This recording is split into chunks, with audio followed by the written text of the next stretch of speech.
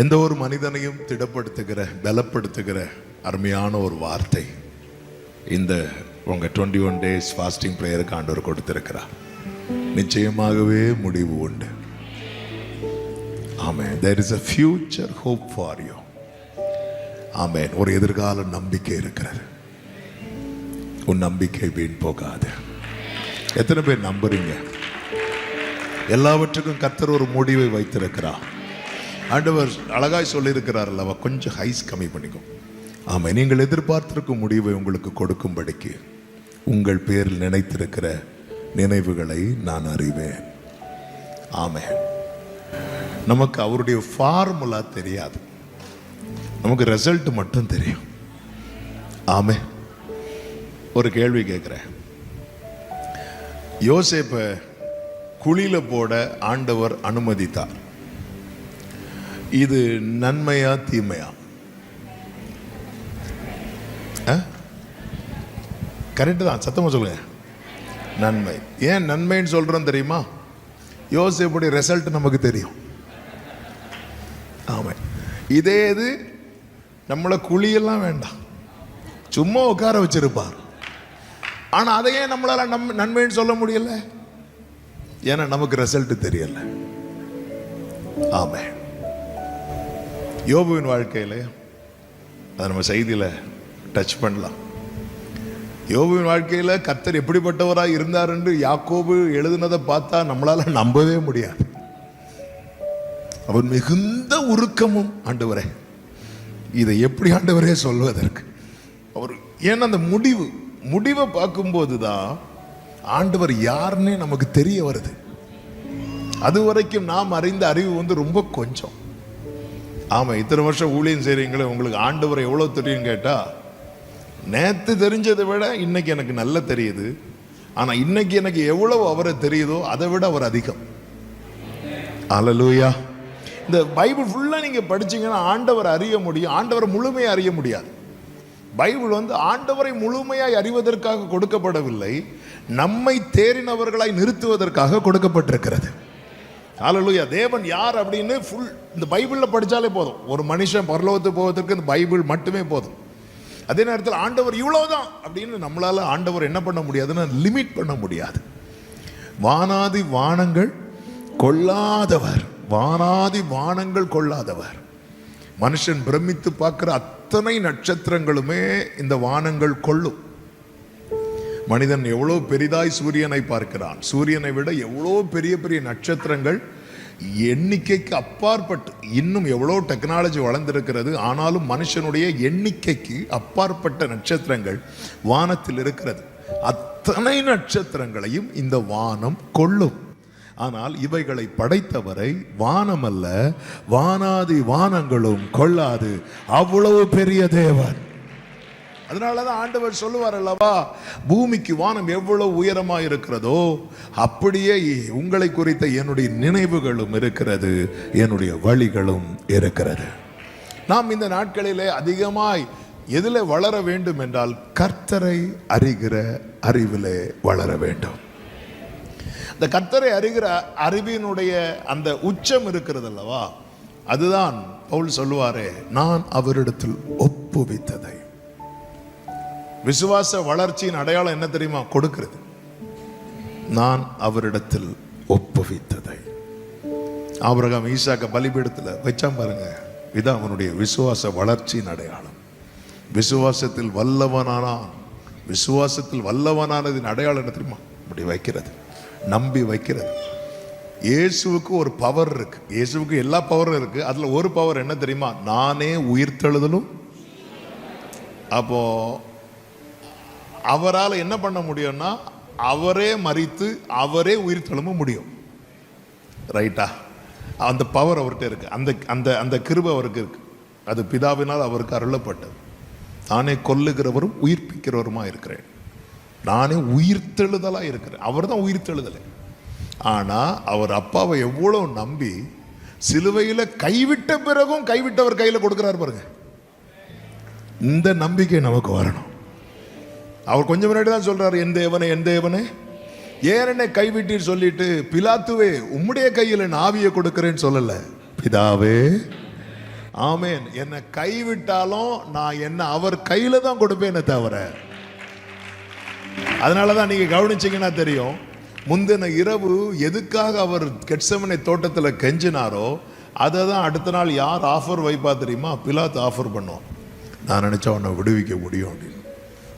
இந்த காரியத்தை தான் முந்தின இரவு அப்படி வியர்வை ரத்தம் வழியா கேட்டுட்டு இருப்பார். இந்த பாத்திரம் என்னை விட்டு நீங்க கொடுமானால் நீங்கும்படி செய்யும், அவ்வளோ அழுதுட்டு இருப்பார்.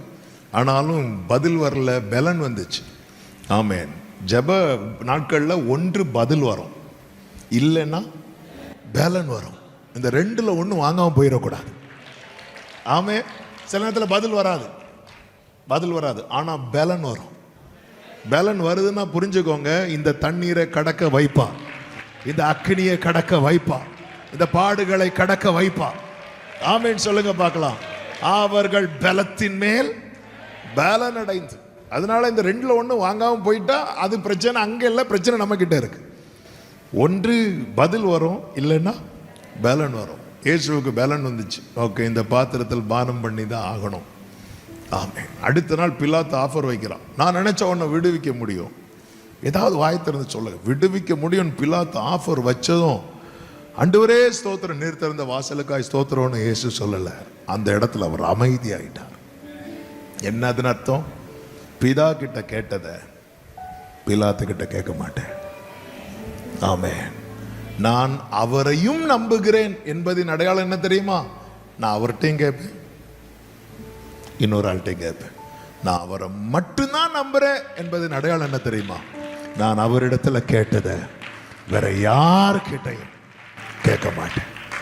இந்த நம்பிக்கைக்குள்ள, அதாவது நான் இந்த விஷயத்தில் ஆண்டவரை மட்டும்தான் நம்பி இருக்கிறேன் அப்படிங்கிற ஒரு நம்பிக்கையை நான் முதல்ல ஆண்டவருக்கு கொடுக்கணும். இந்த விஷயத்தில் நான் ஆண்டவரை மட்டும்தான் நம்பி இருக்கிறேன். அவன் ஆண்டவரை மட்டுமே இந்த விஷயத்தில் நான் நம்பி இருக்கிறேன் அப்படிங்கிற ஒரு நம்பிக்கையை நம்ம ஆண்டவர்கிட்ட கொடுத்துட்டோம்னா, வேதம் சொல்லுகிறது, உம்மை நம்பி வெட்கப்பட்டு போகாதிருந்தார்கள். இப்படிப்பட்டவங்களை கர்த்தர் வெட்கப்பட்டு போக விடவே மாட்டார். கர்த்தர் இந்த மாலை வேளையில பேசும்படி ஆமென் ஆண்டவர் நினைவில் வைத்த ஒரு வார்த்தையை முன்வைத்து வேதத்தில் தெரிந்த சில சம்பவங்களை சொல்லி நான் ஜெபிக்க விரும்புகிறேன். கர்த்தர் நம்மோடு கூட பேசுவாராக. கலாத்தியருக்கு எழுதின நிருபம் 6வது அதிகாரம், கலாத்தியர் 6வது அதிகாரம், அதனுடைய 9வது வசனத்தை வாசிக்கலாம். அதன் பிற்பகுதியை தான் நாம் கேட்க போகிறோம். நன்மை செய்கிறதில் சோர்ந்து போகாமல் இருப்போமாக, நாம் தளர்ந்து போகாதிருந்தால் ஏற்ற காலத்தில் அறுப்போம். கரங்களை உயர்த்தி ஆமென் சொல்லுங்க பார்க்கலாம். அந்த கடைசி லைனை எல்லாரும் சேர்ந்து சத்தமாய் வாசிக்கலாமா? நாம் தளர்ந்து போகாதிருந்தால். மறுபடியும் சொல்லுங்க, நாம் தளர்ந்து போகாதிருந்தால். ஒரு விஷயம் கூட சொல்லுங்க, நாம் தளர்ந்து போகாதிருந்தால் ஏற்ற காலத்தில் அறுப்போம். சத்தமா ஒரு ஆமென் சொல்லுங்க பார்க்கலாம். ஆமென். நம்மை தளர பண்ணுவது சத்துருவின் நோக்கம், நம்மை வளர பண்ணுவது தேவ திட்டம். ஹல்லேலூயா. ஒரு காரியத்தை புரிந்து கொள்ள வேண்டும். தளர்ந்த ஒருவனால ஓட முடியாது, தளர்ந்த ஒருவனால சுதந்திரிக்க முடியாது. எப்படியாவது தளர பண்ணுவதற்காக பிசாசானவன் பயங்கரமா போராடுறான். ஒரு மனுஷனை தளர பண்ணணும்னா அவன் வாழ்க்கையில எதுல கை வைக்கணும் தெரியுமா? அவன் நம்பிக்கையில, அவன் விசுவாசத்துல கை வைக்கணும். பேதுருவுக்கு வந்த சோதனையிலேயே என்ன சோதனை தெரியுமா? பெரிய சோதனை, விசுவாச சோதனை. ஏசு என்ன சொல்லுவா தெரியுமா? நீ குணப்பட்ட பின்பு உன் சகோதரரை ஸ்திரப்படுத்து. பிசாசானவன் உன்னை சோதிக்க பெர்மிஷன் கேட்கிறான். நானோ உன் விசுவாசம் ஒளிந்து போகாதபடிக்கு. ஆமாம், கிறிஸ்தவ வாழ்க்கையில இந்த நம்பிக்கை என்கிற காரியம் ஒருவனுக்குள்ளிருந்து எடுபடும் போது அவன் யாரா மாறுகிறான் அப்படி தெரியுமா? தளர்ந்து போகிறவனாய் மாறுகிறான். நம்மை தளராத யாருமே கிடையாது. வேதத்துல யாரை எடுத்து பாருங்க, ஒரு கட்டத்தில் தளர்ந்து இருப்பாங்க. அதனால தளர்ந்து போவது தோல்வி கிடையாது. ஆனால் தளர்ந்த நிலையிலேயே தொடருவது தோல்வியில கொண்டு போய் விடும். எனவே தான் நாம் தளர்ந்து போகாதிருந்தால் ஏற்ற காலத்தில் ஆண்டவர் ஆசீர்வாதமான மழையை தாரார். ஆமென். ஹல்லேலூயா. ஒரு அடி அடிச்சபடி நிற்கும். நல்ல கவனமா கேளுங்க. நாம் தளர்ந்து போகாதிருந்தா. எதனால நாம் தளர்ந்து போகிறோம்? இன்னைக்கு அதை தான் கொஞ்சம் நம்ம தியானிக்க போகிறோம். என் வாழ்க்கையில ஒருத்தங்க தளர்ந்து போயிட்டாங்க அப்படின்னா அவங்களுக்கு ஜெபம் ஓடாது, ஊழியம் ஓடாது. உண்மையிலேயே ஊழியக்காரங்கள்ட்ட கேட்டா தெரியும், சீக்கிரமா தளர்ந்து போறவங்க யாரு தெரியுமா? நாங்க தான். ஆமே, சீக்கிரமா தளர்ந்து போறது யார் அப்படின்னு கேட்டீங்கன்னா ஹல்லேலூயா. அதாவது எங்களை விட்டா நாங்க கர்மேல் உச்சிலையும் நிற்போம், அடுத்த நாளே சூரச்செடிக்கு கீழையும் படுத்திருப்போம். சீக்கிரமா சோர்ந்து போறது, தளர்ந்து போறது. வேதத்துல போதும் ஆண்டவரே எங்களை எடுத்துக்கொள்ளுங்க, நாங்க வாழ்வதை விட சாவதே மேல்னு சொன்ன 3 பேரை பார்க்க முடியும். 3 பேரும் சாதாரண ஆட்கள் கிடையாது. ஒரு ஆள் மோசே, இன்னொரு ஆள் எலியா, இன்னொரு ஆள் யோனா. இவங்கெல்லாம் யாருன்னா பெரிய ப்ராஃபட்ஸ், ஆண்டவரோடு முகமுகமா பேசுறவங்க. அப்போ ஒரு காரியம் தெளிவாய் தெரிகிறது அல்லவா? கர்த்தருக்கென்று நிற்கிறவர்கள், நம்பிக்கையோடு காத்திருக்கிறவர்கள், தேவராஜ்யத்துக்கென்று செயல்படுகிறவர்களை பிசாசானவன் எவ்விதத்திலாகிலும் தளர்ந்து போக பண்ண பார்ப்பான். ஆனால் கர்த்தருடைய ஆவியான நம்மோடு பேசுகிற வார்த்தை என்னன்னா, நீ மட்டும் கொஞ்சம் தளராம ஸ்ட்ராங்கா நின்னுட்டேனா ஏற்ற காலம் என்று ஒன்று கர்த்தர் குறித்து வைத்திருக்கிறார். பக்கத்துல 2 பேர் கை கொடுத்து சொல்லுங்க, ஏற்ற காலம் வருகிறது, ஏற்ற காலம் வருகிறது, ஏற்ற காலம் வருகிறது. பைபிள்ல இருக்குல்ல, ஏற்ற காலத்தில் மழையை பெய்ய பண்ணுவேன். மழை பெய்து பார்த்தீங்களா? ஏற்ற காலத்தை கர்த்தர் குறித்து வைத்திருக்கிறார். அப்போ ஒரு வார்த்தை உங்க வலது கரத்தை உயர்த்தி சொல்லுங்க, நான் தளரக்கூடாது, நான் தளரக்கூடாது. ஆமென். நாம் தளராது இருக்கும்படி நமக்கு உதவுகிறவர் பரிசுத்த ஆவியானவர். ஏன் தளர்ந்து போகிறோம்? வேதத்தில் ஒரு சில சம்பவங்களை முன்வைத்து நான் செபிக்கும்படி விரும்புகிறேன். 2 ராஜாக்களின் புஸ்தகம் 6வது அதிகாரத்தை எடுத்துக்கொள்ளுங்கள். 2 ராஜாக்களின் புஸ்தகம் 6வது அதிகாரம், அதனுடைய 5வது வசனம், 6வது வசனத்தை ஆமை வாசிக்க கேட்கலாம். ஒருவன் ஒரு உத்திரத்தை வெட்டி வீழ்த்துகையில் கோடாரி தண்ணீரில் விழுந்தது. அவன், ஐயோ என் ஆண்டவனே, ஐயோ என் ஆண்டவனே, இது இரவலாக வாங்கப்பட்டது என்று கூவினான். தேவனுடைய மனுஷன் அது போதும். தீர்க்கதரிசிகளின் புத்திரர் எலிசாவோடு கூடியிருக்கிறாங்க. அவங்களுக்கு இடம் நெருக்கமா இருக்கிறது. உடனே எல்லாரும் சொல்றாங்க, யோர்தான் மட்டும் போய் அவ்விடத்தில் நமக்கு ஒரு இடத்தை உண்டாக்குவதற்காக எல்லாரும் ஒவ்வொரு மரத்தை வெட்டி இடத்தை உண்டாக்குறதுக்கு பெர்மிஷன் கேட்குறாங்க. அப்படி பெர்மிஷன் கேட்கும்போது எலிசா சொல்றாரு, போங்கள் அப்படிங்கிறான். உடனே எலிசாவையும் கூப்பிடுறாங்க, நீங்களும் எங்க கூட வாங்க. அப்படி கூப்பிடும்போது நானும் வருகிறேன்னு சொல்லி இவங்க புறப்பட்டு போறாங்க. நல்ல கவனமாக கேளுங்க. புறப்பட்டு போகும்போது எல்லாரும் என்ன பண்றாங்க அப்படின்னா, மரத்தை வெட்டுறாங்க. ஒருவன் என்ன பண்ணுகிறான், ஒரு கோடாரிய இன்னொருத்தன் கிட்ட இருந்து இரவலாக வாங்குகிறான். ஒரு நல்ல ப்ராஜெக்டுக்காக கால் எடுத்து வைக்கிறாங்க, ஒரு நல்ல காரியத்துக்காக ஒரு இடத்துல இருந்து இன்னொரு இடத்துக்கு ஷிஃப்ட் ஆகுறாங்க. எதுக்கு அப்படின்னா, நெருக்கமாக இருக்கிறது, ஒரு விசாலத்தில் கால் எடுத்து வைக்கிறாங்க. என்னைக்குமே புரிஞ்சுக்கோங்க, நம்ம ஒரு நிலையில இருக்கிறோம் தெரியுமா, அதுல இருக்கிறது வரைக்கும் சத்துரு நம்மளை கை வைக்கவே மாட்டான். எப்பொழுது நம்ம அடுத்த நிலையை நோக்கி கால் எடுத்து வைக்க தொடங்குறோமோ அங்கதான் பிரச்சனையே ஸ்டார்ட் ஆகும். வேதம் சொல்லுகிறது, யோசேப்பு கனி தரும் செடி, அவன் கொடி சுவர் மேல் படரும். எப்பொழுது யோசேப்பின் கொடி சுவர் மேல் படருகிறதோ அடுத்த வார்த்தை என்ன இருக்கும் தெரியுமா, வில் வீரர் அவனை மனமடி வாக்குவார்கள். 4 பேர் உங்களை மனமடி வாக்குறாங்கனாலே புரிஞ்சுக்கோங்க, நீங்க உங்களுக்கு முன்னாக இருக்கிற ஒரு தடையை தாண்டி வளர்ந்துட்டு இருக்கிறீங்க. ஆமேன். இதுக்கு முன்னாடி இந்த வார்த்தை இங்க சொன்னான்னு தெரியல. ஆமேன். அதாவது அவன் கொடி சுவர் மேல் படரும் அப்படின்னா, ஒரு செடி இருக்குன்னு வைங்களேன், அந்த செடிக்கு முன்னாடி ஒரு 5 அடி செவுரு இருக்குன்னு வைங்களேன், அந்த கொடியினுடைய வளர்ச்சி எவ்வளவு இருக்கும் தெரியுமா? 5.1 இருக்கும். 10 அடி செவுரா இருக்குன்னா அந்த கொடியினுடைய வளர்ச்சி 10.1 இருக்கும். உங்க முன்னாடி மதில் பெருக பெருக பெருக உங்களுடைய வளர்ச்சியின் அளவு கூடிக்கொண்டே இருக்கும். ஆமென். இன்னைக்கு ஏன் மனமடி வாக்குறாங்க? ஒண்ணுமே இல்ல அண்ணாள்கிட்ட, அண்ணாளுக்குன்னு எதுவுமே இல்லை, ஆனா அண்ணாளை மனமடி வாக்குறாங்க. அதாவது நம்ம பார்க்கிற பார்வையை விட சத்துருவுக்கு தரிசன பார்வை இருக்கு. ஆமே, நான் சொல்றது எத்தனை பேருக்கு புரியுதுன்னு தெரியல. நமக்கு அந்த தரிசன பார்வை இருக்கான்னு தெரியல, ஆனா சத்துருவுக்கு அந்த தரிசன பார்வை இருக்கு.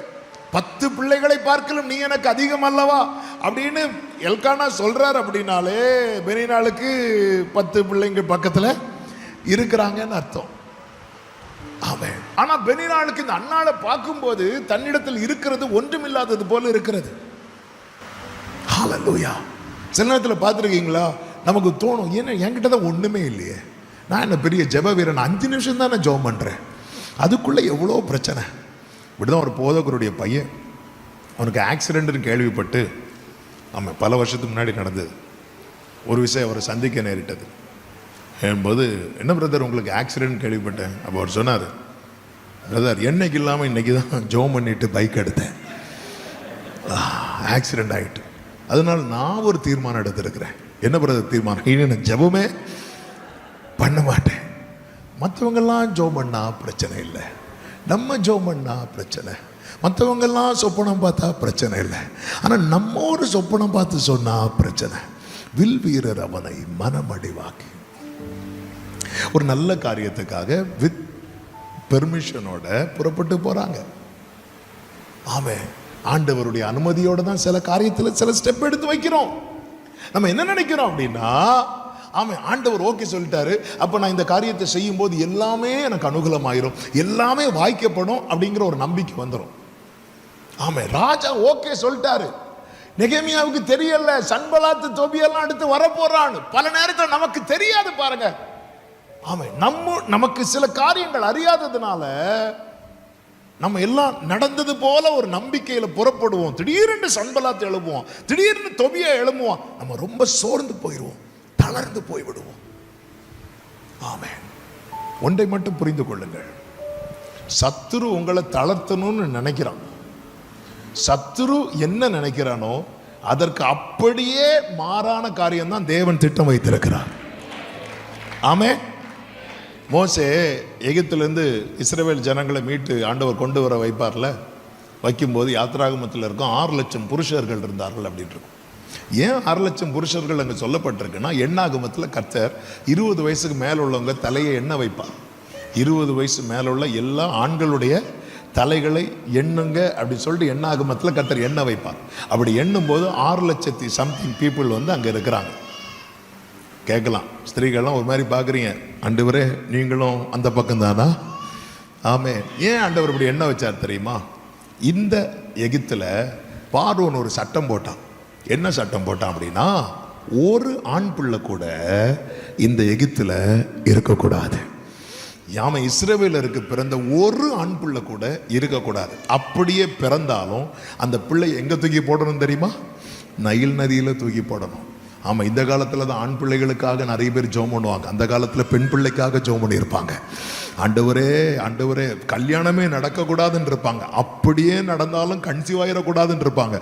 அப்படியே ஆனாலும் என்ன ஜெபம் இருந்திருக்கும்? ஆண்டவரே ஆண் பிள்ளை மட்டும் வந்துடவே கூடாது. இப்போ அப்படி இருக்கும்போது ஆமே, கர்த்தருக்கு மகிமை உண்டாவதாக. இப்போ எகிப்திலிருந்து வெளியே வரும்போது கர்த்தர் எண்ண வைக்கிறார், நீ எண்ணு மோசே. ஆமென். எண்ணி பார்த்தா 6 லட்சம் பிளஸ் இருக்கிறாங்க. எந்த இடத்துல ஒரு பிள்ளை கூட வாழக்கூடாதுன்னு சொல்லி பார்வோன் சட்டம் போட்டானோ அதே இடத்துல 6 லட்சம் பேரை கர்த்தர் வளர வைக்கிறார். நான் சொல்லுகிற வார்த்தை எத்தனை பேருக்கு புரிகிறது? ஹல்லேலூயா. கர்த்தரை நம்பி நன்மை செய்.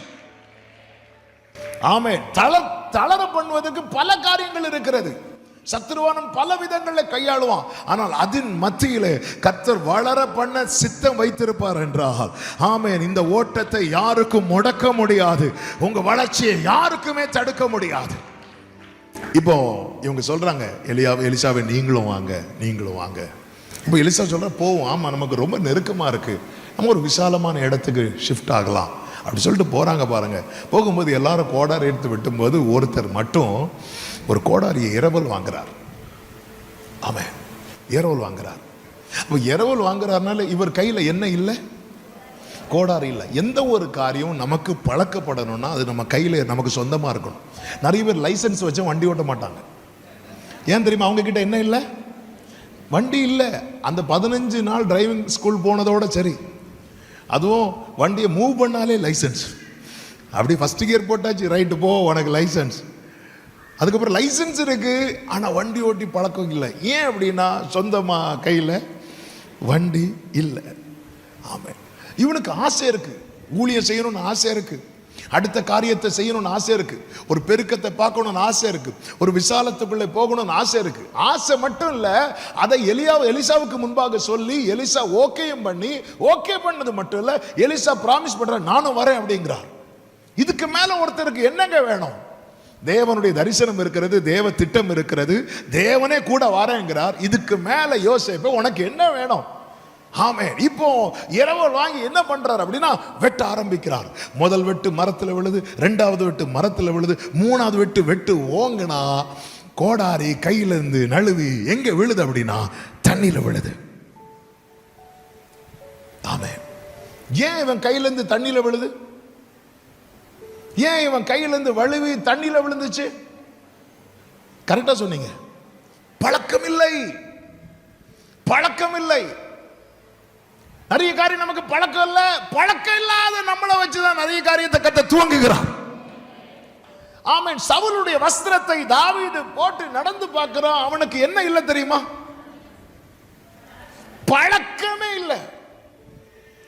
பழக்கம் இல்லாத ஒரு காரியத்தை செஞ்சா கோலியாத்து போன்றவர்கள் நகைக்கதான் செய்வார்கள். ஹalleluya. விழுந்துட்டு சில தீர்மானங்களை எடுப்போம், சில பிரதிஷ்டை எடுப்போம். 21 days ஃபாஸ்டிங் பிரேயர்ல நிறைய தீர்மானங்களை எடுப்போம். இதுக்காக ஜெபம் பண்ணணும், அதுக்காக ஜெபம் பண்ணணும். பிரேயர் பண்ணும்போது சில புயல் அடிக்கும், நமக்கு ஹேண்டில் பண்ண தெரியாது. ஏன் ஹேண்டில் பண்ண தெரியல? பழக்கம் இல்லை. இவன் விழுந்ததும் முதல் வார்த்தை என்ன சொல்ல தெரியும்? ஐயோ அப்படிங்கிறான். ஒருத்தன் ஐயோன்னு கத்துறானாலே அவன் மனசு என்ன சொல்லுதுன்னா எல்லாமே போச்சு. தெரியாம இந்த திட்டத்தில் நான் கால் எடுத்து வச்சுட்டேன், தெரியாம இந்த காரியத்தை நான் செய்ய ஆரம்பிச்சுட்டேன், என் கையிலிருந்து விழுந்துட்டேன். ஐயோ, இது இரவலாக வாங்கப்பட்டது. ஆமென். எல்லாரும் என்ன நினைச்சிருப்பாங்க தெரியுமா? உனக்கு இதுவும் வேணும், இன்னும் வேணும். ஏன் தெரியுமா? அதான் உனக்கு பழக்கம் இல்லைல்ல, நீ எதுக்கு ட்ரை பண்ற? அவங்க பண்ணுவாங்கப்பா, அவங்க அதுல எக்ஸ்பர்ட்.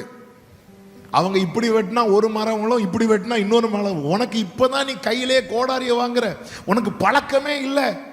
நீ எந்த நம்பிக்கையில போன? எலிசா சொன்னாருங்கிற நம்பிக்கையில தான் போனேன். நீ எந்த நம்பிக்கையில போன? உனக்கு கோடாரியை பிடிச்சு மரத்தை வெட்ட தெரியுமா? அதெல்லாம் வெட்ட தெரியாது. ஆனாலும் எனக்கு ஒரு ஆசை, இந்த நெருக்கம் ஒரு பெருக்கமாய் மாறணும்னு. எனக்கு ஒரு ஆசை, ஒரு விசாலத்தை உண்டாக்கணும்னு. எனக்கு ஒரு ஆசை, இந்த ஊழியம் அடுத்த நிலைக்கு போகணும். எனக்கு ஒரு ஆசை, என் பிள்ளைங்க, என் தலைமுறை அடுத்த நிலை அடையணும். ஆமென். வேதம் சொல்லுகிறது, நீங்கள் மேலானதை நாடுங்கள். ஆமென். முதல் வெட்டு, இரண்டாவது வெட்டு, மூணாவது வெட்டு, கோடாரி தண்ணிக்குள்ள விழுந்துட்டு. பழக்கம் இல்லை. ஒரு ஸ்டெப் பேதுரு கடல்ல எடுத்து வைக்கிறார், ரெண்டாவது ஸ்டெப் எடுத்து வைக்கிறார், மூணாவது ஸ்டெப் எடுத்து வச்சது எங்க போயிட்டார்? தண்ணிக்குள்ள போயிட்டார். கத்துறாரு, ஆண்டவரே அப்படின்னு கத்துறார். ஏன் தண்ணிக்குள்ள போயிட்டார்னா பழக்கம் இல்லை. நிறைய காரியம் நமக்கு பழக்கம் இல்லை. நம்ம ஒவ்வொரு அந்த காரியத்தை நம்ம செய்ய ஆரம்பிக்கும் போது அங்க சில தடுமாட்டங்கள் இருக்கும், அங்கே சில இடறுதல்கள் இருக்கும், அங்கே சறுக்கி விழுவது போன்ற சூழ்நிலை இருக்கும். ஆனா ஒன்றை புரிந்து கொள்ளுங்க, அங்க இருந்து பெர்மிஷன் கிராண்ட் ஆனதுக்கு அப்புறம் நீங்க ஸ்டார்ட் பண்ணீங்கன்னா விழுந்ததை குறித்து கவலைப்பட தேவையில்லை. இவன் என்ன பண்றான் தெரியுமா? ஐயோ என்று கத்துனாலும் யார்கிட்ட கத்துறான் தெரியுமா? எலிசா கிட்ட கத்துறான். பேதுரு கடல்ல நடக்கும் போது அப்படி உள்ள போனார் பாருங்க. அவர் யார்கிட்ட கத்துனார் தெரியுமா? ஆண்டவர்கிட்ட கட்டினார். பின்னாடி அவனுடைய சகோதரன் இருக்கிறான், அந்திரேயா போட்ல தான் இருக்கிறான். நண்பர்கள் இருக்கிறாங்க. யோவான் போட்ல தான் இருக்கிறார், யாக்கோபு போட்ல தான் இருக்கிறார். அவர் இறங்கும் போது தண்ணியில போகும்போது அந்திரேயாவே நம்ம ஆண்டவரேன்னு கூப்பிடுற இடத்துல நிறைய பேரை கூப்பிட்டு முடிக்கிறது கடைசியில் ஆண்டவரை வச்சிருப்போம். அதுக்குள்ள நம்ம முங்கி அவுட் ஆயிருவோம். ஆமென். அந்த இடத்துல நான் யாரை கூப்பிடுகிறேன்? எனக்குள்ளே விசுவாசத்தை துவக்கின ஒருவர் உண்டு, ஒரே ஒருவர் தான் உண்டு. ஆமென். கோடாரி தண்ணிக்குள்ள விழுந்தது, ஐயோன்னு கத்துறான். ஐயோ ஆண்டவனே, இது இரவலாக வாங்கப்பட்டது என்று பைபிள் என்ன சொல்லப்பட்டிருக்கு தெரியுமா? என்று கூவினான் அப்படின்னு சொல்லப்பட்டிருக்கிறது. கூவினான். கூவுறது யார் தெரியுமா? தீர்க்கதரிசிகளின் புத்திரரில் ஒருவன். அப்ப தீர்க்கதரிசிகளின் புத்திரரில் ஒருவன் அவன் வாயை திறந்த வாயில் என்னதான் வரணும்? விசுவாசிகள் வாயில் என்னதான் வரணும்? ஆனா என்ன கூவிட்டு இருக்கிறோம்? ஆமே. நம்ம வாயில் என்ன வருது? நம்ம வாயில் என்ன வருது? நம்ம எதை கூவிட்டு இருக்கிறோம்? நம்ம விசுவாச அறிக்கையை யாரும் கேட்காம பண்ணுவோம், அவிசுவாச வார்த்தையை எல்லாரும் கேட்க சொல்லிட்டு இருக்கிறோம். ஆமே. விசுவாச அறிக்கையை யாரும் கேட்காம பண்ணுவோம். ஆண்டவர் எல்லாம் பார்த்துக்கொள்வார். அவிசுவாச வார்த்தையை எல்லாரும் கூவுறோம். அப்படி கூவும் போது எலிசா வராரு பாருங்க, சொல்றார், தேவனுடைய மனுஷன் கேட்கிறார், அது எங்கே விழுந்தது என்று கேட்டான். எங்க? சும்மா கூவிட்டு இருக்காத, விழுந்துட்டு உண்மைதான், விழுந்தது தோல்வி கிடையாது. ஆனா விழுந்த இடத்துல இருந்து நம்ம எடுக்காம இருக்கோம் தெரியுமா? அதுதான் தோல்வி. விழுவது தோல்வி கிடையாது, விழுந்த இடத்துல இருந்து எழும்பாம இருக்கிறோம் தெரியுமா? உன் விசுவாசம் எங்க விழுந்துச்சு? உன் ஜெபம் எங்க விழுந்துச்சு? உன் நம்பிக்கை எங்க விழுந்துச்சு? உன் தைரியம் எங்க விழுந்துச்சு? அவரிடத்துல நீ சொல்லு. அவர் கேட்கிறார், எங்க விழுந்துச்சு? விழுந்துட்டு ஏன் விழுந்துச்சு? உனக்கு பழக்கம் இல்லப்பா. ஃபர்ஸ்ட் டைம் சைக்கிள் ஓட்டுறவங்க பார்த்துருக்கீங்களா? ஆமா, நல்ல சைக்கிள் ஓட்டுறவங்க பாருங்க, காலில் 2 கால்லையும் காயம் இருக்கும், விழுவாங்க.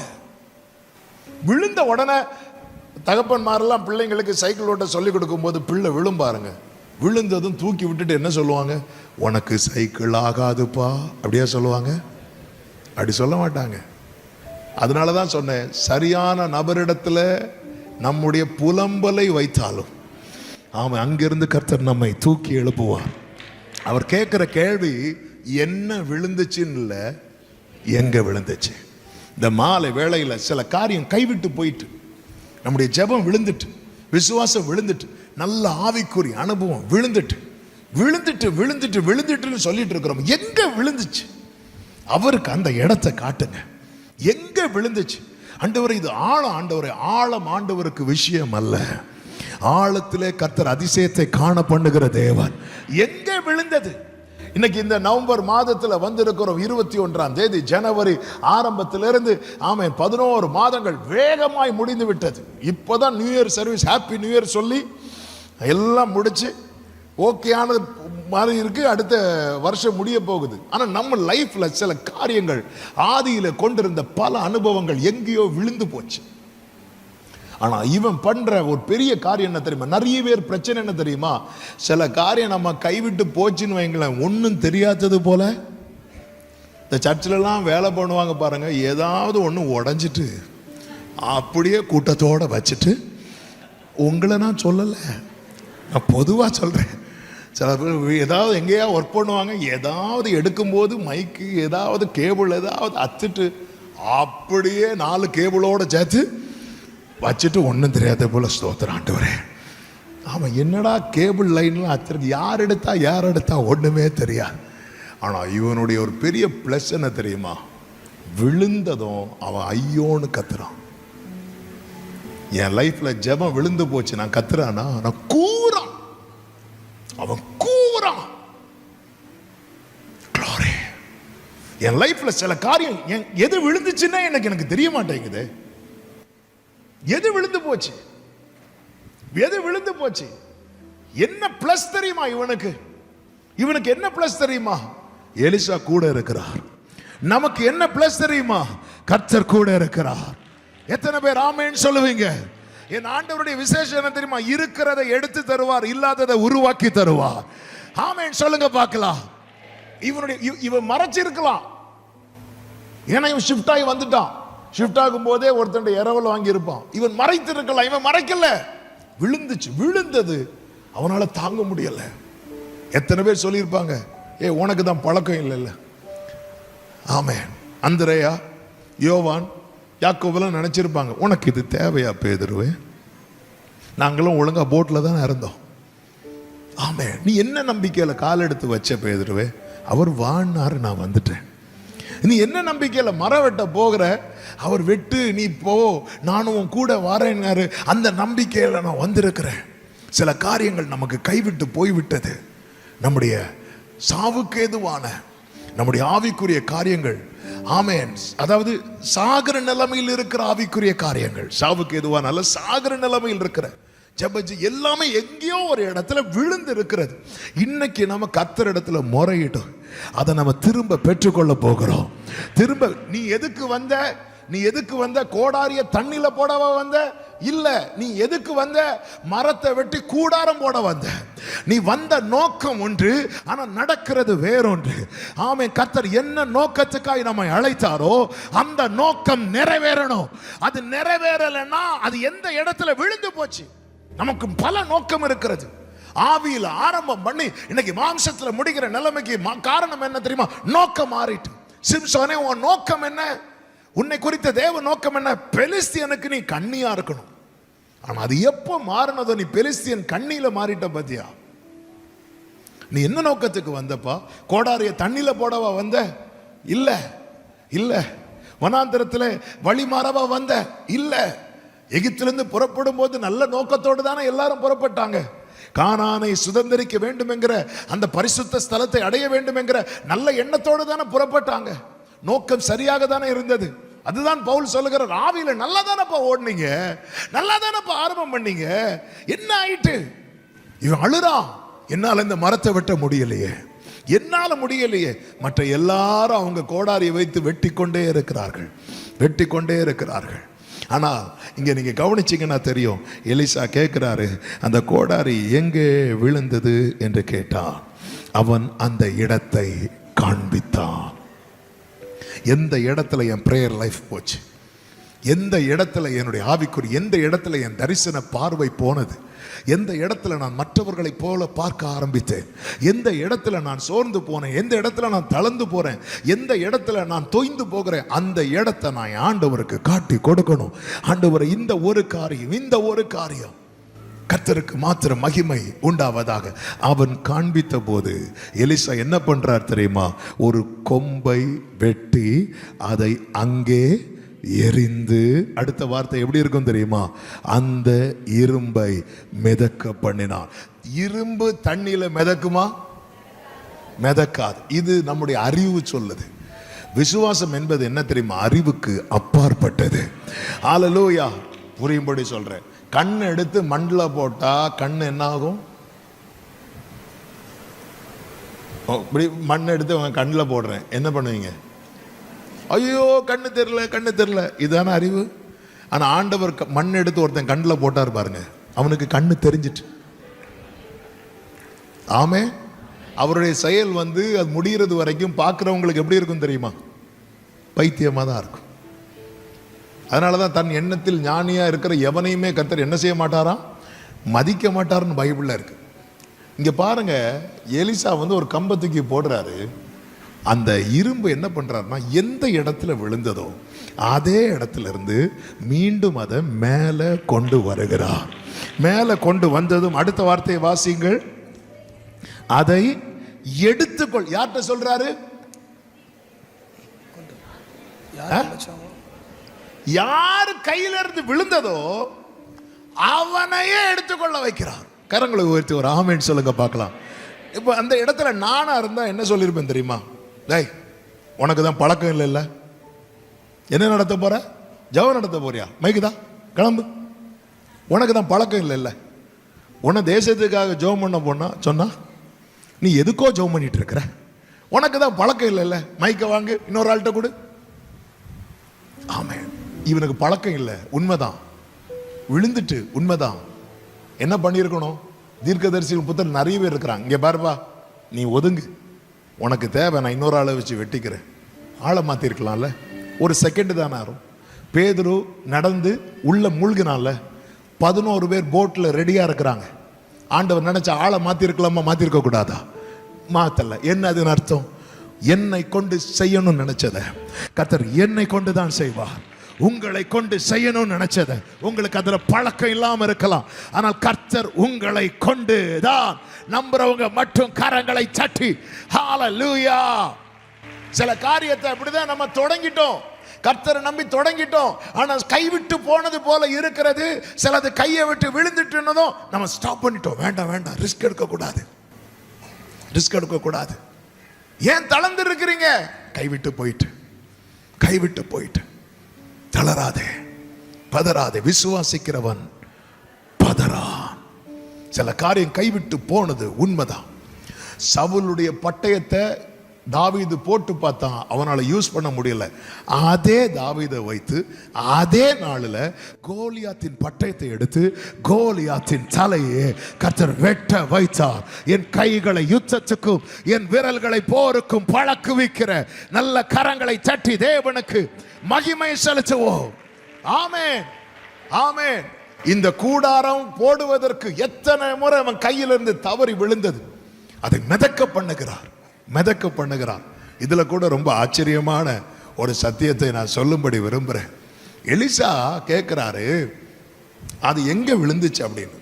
பிரவாகித்து ஓடுகிற யோர்தான்ல எங்கேயாவது காட்ட முடியுமா? இங்கே தான் விழுந்துச்சு. ஒரு சாங் ஷூட்டுக்காக பீச் ஓரத்தில் ஒரு சாங் ஷூட் பண்ணிட்டு இருக்கிறோம். இந்த எழுந்தருளும்னு ஒரு பாட்டு ஆண்டவர் கொடுத்தாங்க, அது ஷூட் பண்ணிட்டு இருக்கிறோம். அப்போ அந்த ட்ரோன் கேமரா வச்சு அழகாக எடுத்துகிட்டே இருக்கிறான். அப்படி எடுத்துகிட்டே பீச்சுக்குள்ளே அந்த கேமரா அப்படி போயிட்டே இருக்கு, பறந்துகிட்டே இருக்கு. அது எங்களை பார்த்து சிரிச்சுட்டே உள்ளே போயிட்டு அது அப்படி பார்த்துட்டே இருந்து, அழகாக இருக்குது, பாட்டு சூப்பராக இருக்குன்னு அப்படி எங்களை பார்த்துட்டே இருந்து கொஞ்ச நேரம். இப்போ போயிட்டு வருகிறேன், அப்படியே உள்ளே போச்சு.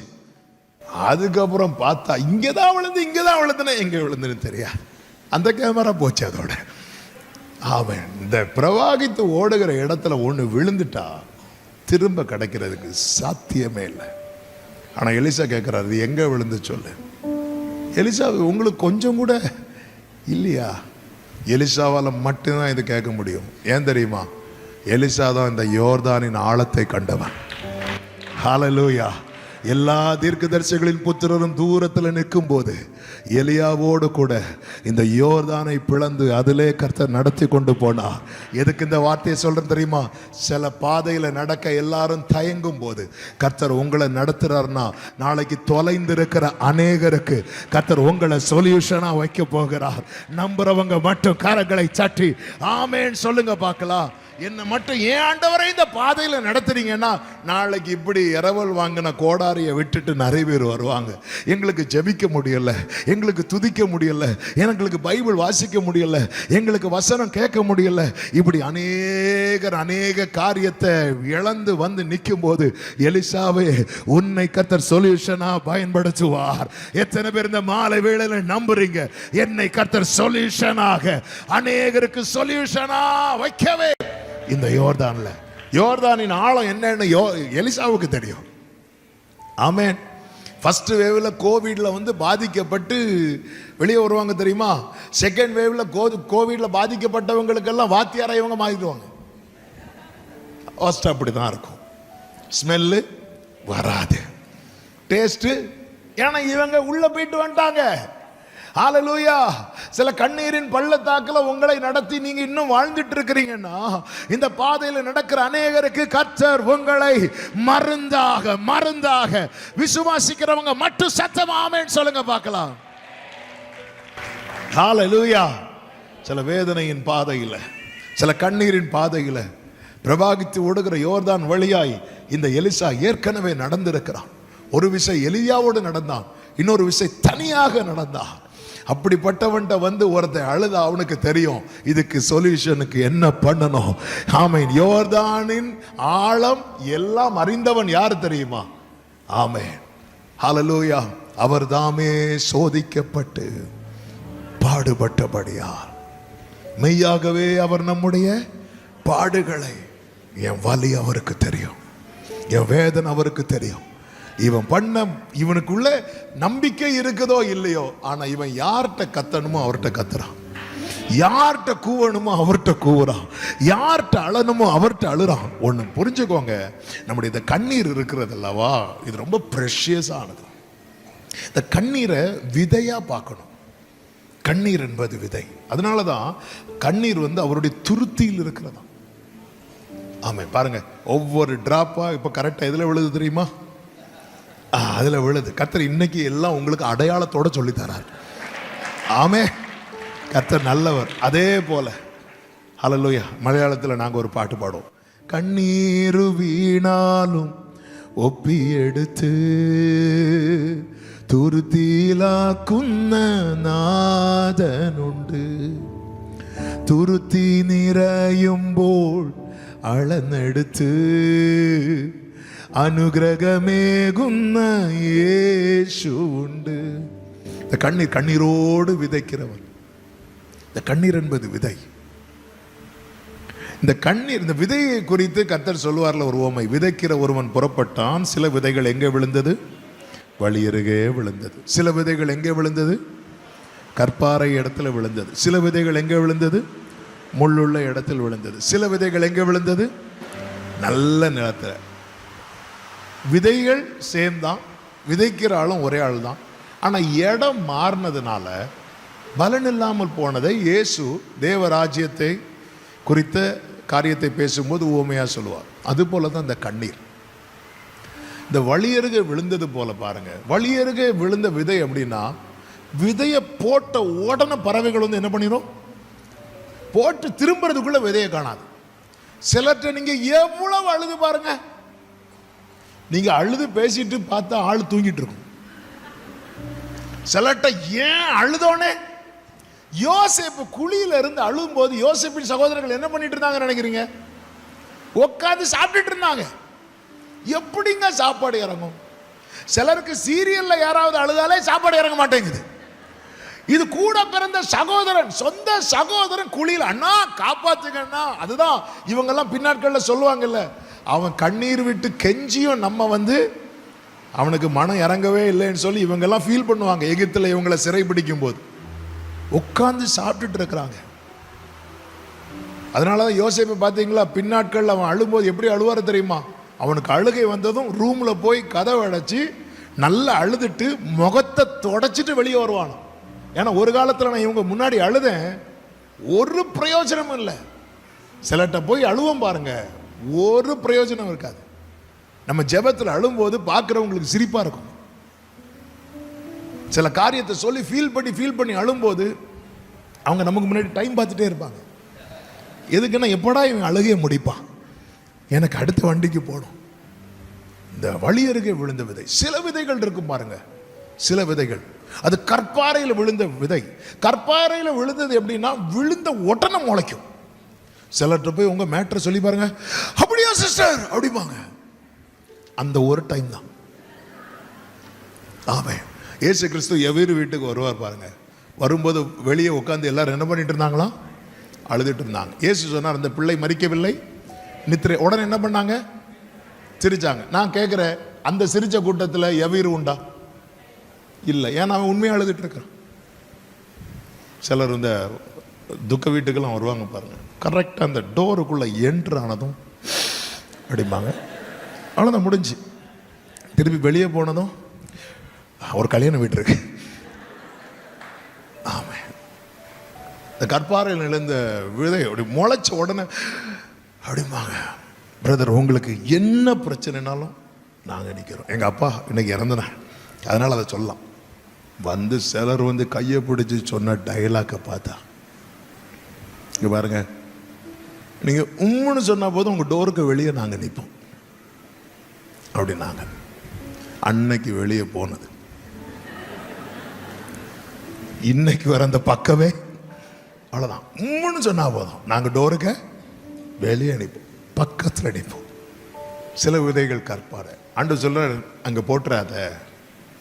சில விதைகள் இருக்கு முள்ளுள்ள இடத்துல. அது என்ன பிரச்சனைனா, சிலர்கிட்ட போய் அழுவோம் பாருங்க, எனக்கு கை பிரச்சனை, கை வலிக்கிற அழும்போது அவன் சொல்லுவான் எனக்கு கையே இல்லை போயிருவியா அப்படிம்பாங்க. அவங்க வேற பெரிய பிரச்சனையில இருப்பாங்க.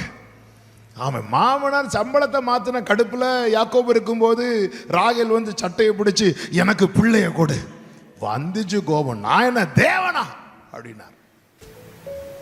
ஆமாம், ஆனா சில விதைகள் இருக்கு பாருங்க, நல்ல நிலத்துல அந்த விதைகள் 100 பலன் கொடுத்து. ஏசாயா வந்து எசேக்கியாட்ட சொல்றார், உன் வீட்டு காரியத்தை ஒழுங்குபடுத்து, நீ பிழைக்க மாட்டேன். ஓகே பாஸ்டர் சொல்லிட்டு எசேக்கியா அப்படியே திரும்புறார் பாருங்க. கட்டில் இப்படி படுத்து வாசல் பக்கம் பார்த்துட்டு இருக்கிறார் எசேக்கியா. ஏசாயா வந்து சொன்னதும் ஓகே சொல்லிட்டு அப்படியே திரும்புறார். சுவர்புறமா யார்கிட்ட அழ தெரியுமா? ஆண்டவர்கிட்ட அழ. அந்த கண்ணீர் விழுந்த மாத்திரத்தில் ஏசாயா பாதி தூரம் போகல, கர்த்தர் ஏசாயாவை அப்படியே திருப்பி விடுறார். தெற்கத்தி வெள்ளங்களை திருப்புவது போல திருப்புகிற கர்த்தர். ஆமாம், சிலது கைவிட்டு போச்சு. நான் 4 காரியம் பேசணும்னு நினைச்சு 4 பேச முடியுமான்னு தெரியல. ஆனால் இந்த வார்த்தை மீண்டும் மீண்டும் உள்ளத்துலேருந்து வந்து சிலதெல்லாம் தொடங்கிட்டோம் கர்த்தரை நம்பி. பழக்கம் இல்லை, பழக்கம் இல்லாமல் தொடங்கும் போது எல்லாரும் கொஸ்டின் பண்ணுவாங்க, வெயிட் பண்ணிட்டு இருப்பாங்க, இவன் எங்கேயாவது விழுவான், அப்போ இருக்கு உனக்கு எங்கேயாவது விழுவான். கொஞ்சம் யோசித்து பாருங்க, இவனுக்கு கோடாரி போனதுக்கு இவன் தான் கத்த வேண்டியதாயிட்டு.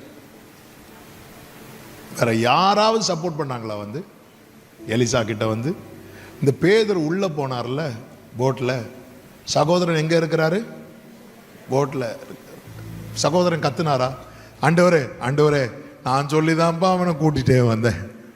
உன் சகோதரன்பா உள்ள போயிட்டு இருக்கிறான், நண்பர்கள் இருக்கிறாங்க, யோவான் இருக்கிறார், யாக்கோபு இருக்கிறார், கத்துனாங்களா? நம்ம நினைச்சிட்டு இருக்கிறோம் இவங்க நமக்காக ஜெபம் பண்ணுவாங்க, அவங்க நமக்காக ஜெபம் பண்ணுவாங்க, இவங்க நமக்காக. இல்லை இல்லை இல்லை இல்லை இல்லை. அதனாலதான் பைபிள்ல இருக்கு, என் கண்ணீரே எனக்கு உணவாயிற்று. ஆமை, நமக்கு ஒரு நம்பிக்கை இருக்கு. ஆமை, நான் மரத்தை வெட்டி கோடாரியை பிடிச்சு எக்ஸ்பர்ட் ஆனதுனால, கோடாரியை பிடிச்சு வெட்டி பழக்கானதுனால நான் கால் எடுத்து வைக்கல, கர்த்தரை நம்பி நான் கால் எடுத்து வச்சிருக்கிறேன். எந்த ஒரு காரியமாகட்டும் கர்த்தரை நம்பி, இயேசுவை நம்புவே, நாளெல்லாம் நான் பின்பற்றுவேன், என்னை அவரிடம் ஒப்படைத்தேன் வெட்கப்பட்டு. நிறைய காரியத்தை, நிறைய ஃபைலை நீங்க க்ளோஸ் பண்ணிட்டீங்க. நமக்கு இது செட் ஆகாது, நமக்கு இந்த ஜெபம் ஓடாது. சில காரியத்தில் சர்ச்சில் சொல்லியிருப்பீங்க, நாங்கள் இந்த காரியத்துக்காக வாரம் 1 மணிக்கு ஒரு ஜெபம் பண்ணுறோம், ஓட மாட்டேங்குது. உடனே நம்ம இல்லை இல்லை இது நமக்கு செட் ஆகாது. போன வருஷம் நீங்கள் வாக்கு கொடுத்தீங்க, இந்த வருஷம் வாக்கு கொடுக்கல, ஏன்னா விழுந்துட்டு. நம்ம என்ன நினைக்கிறோம்? விழுந்ததும் இது நமக்கு செட் ஆகாதுன்னு நினைக்கிறோம், விழுந்ததும் செட் ஆகாதுன்னு நினைக்கிறோம். 40 வயசுல மோசேக்கு ஒரு எண்ணம் உண்டாயிட்டு, தன் கையினால இஸ்ரவேலுக்கு கர்த்தர் ரட்சிப்பை தருவாருன்னு. அங்க விழுந்துட்டு அவன் நினைச்ச காரியம் கொஞ்சம் ஃப்ளாப் ஆயிட்டு, மோசே ஓடி வந்துட்டாரு. 80 வயசுல கர்த்தர் திரும்ப அழைக்கும் போது வேண்டாண்டவரே வேற யாரையாவது, வேற. அதாவது நம்முடைய மனசு ஒண்ணு நோ சொல்ல பழகிட்டுன்னு வைங்களேன், அது ஆண்டவர்கிட்ட ஆனாலும் சரி, அற்புத அடையாளம் கண்ணு முன்னாடி நடந்தாலும் நம்ம அக்செப்ட் பண்ண மாட்டோம்.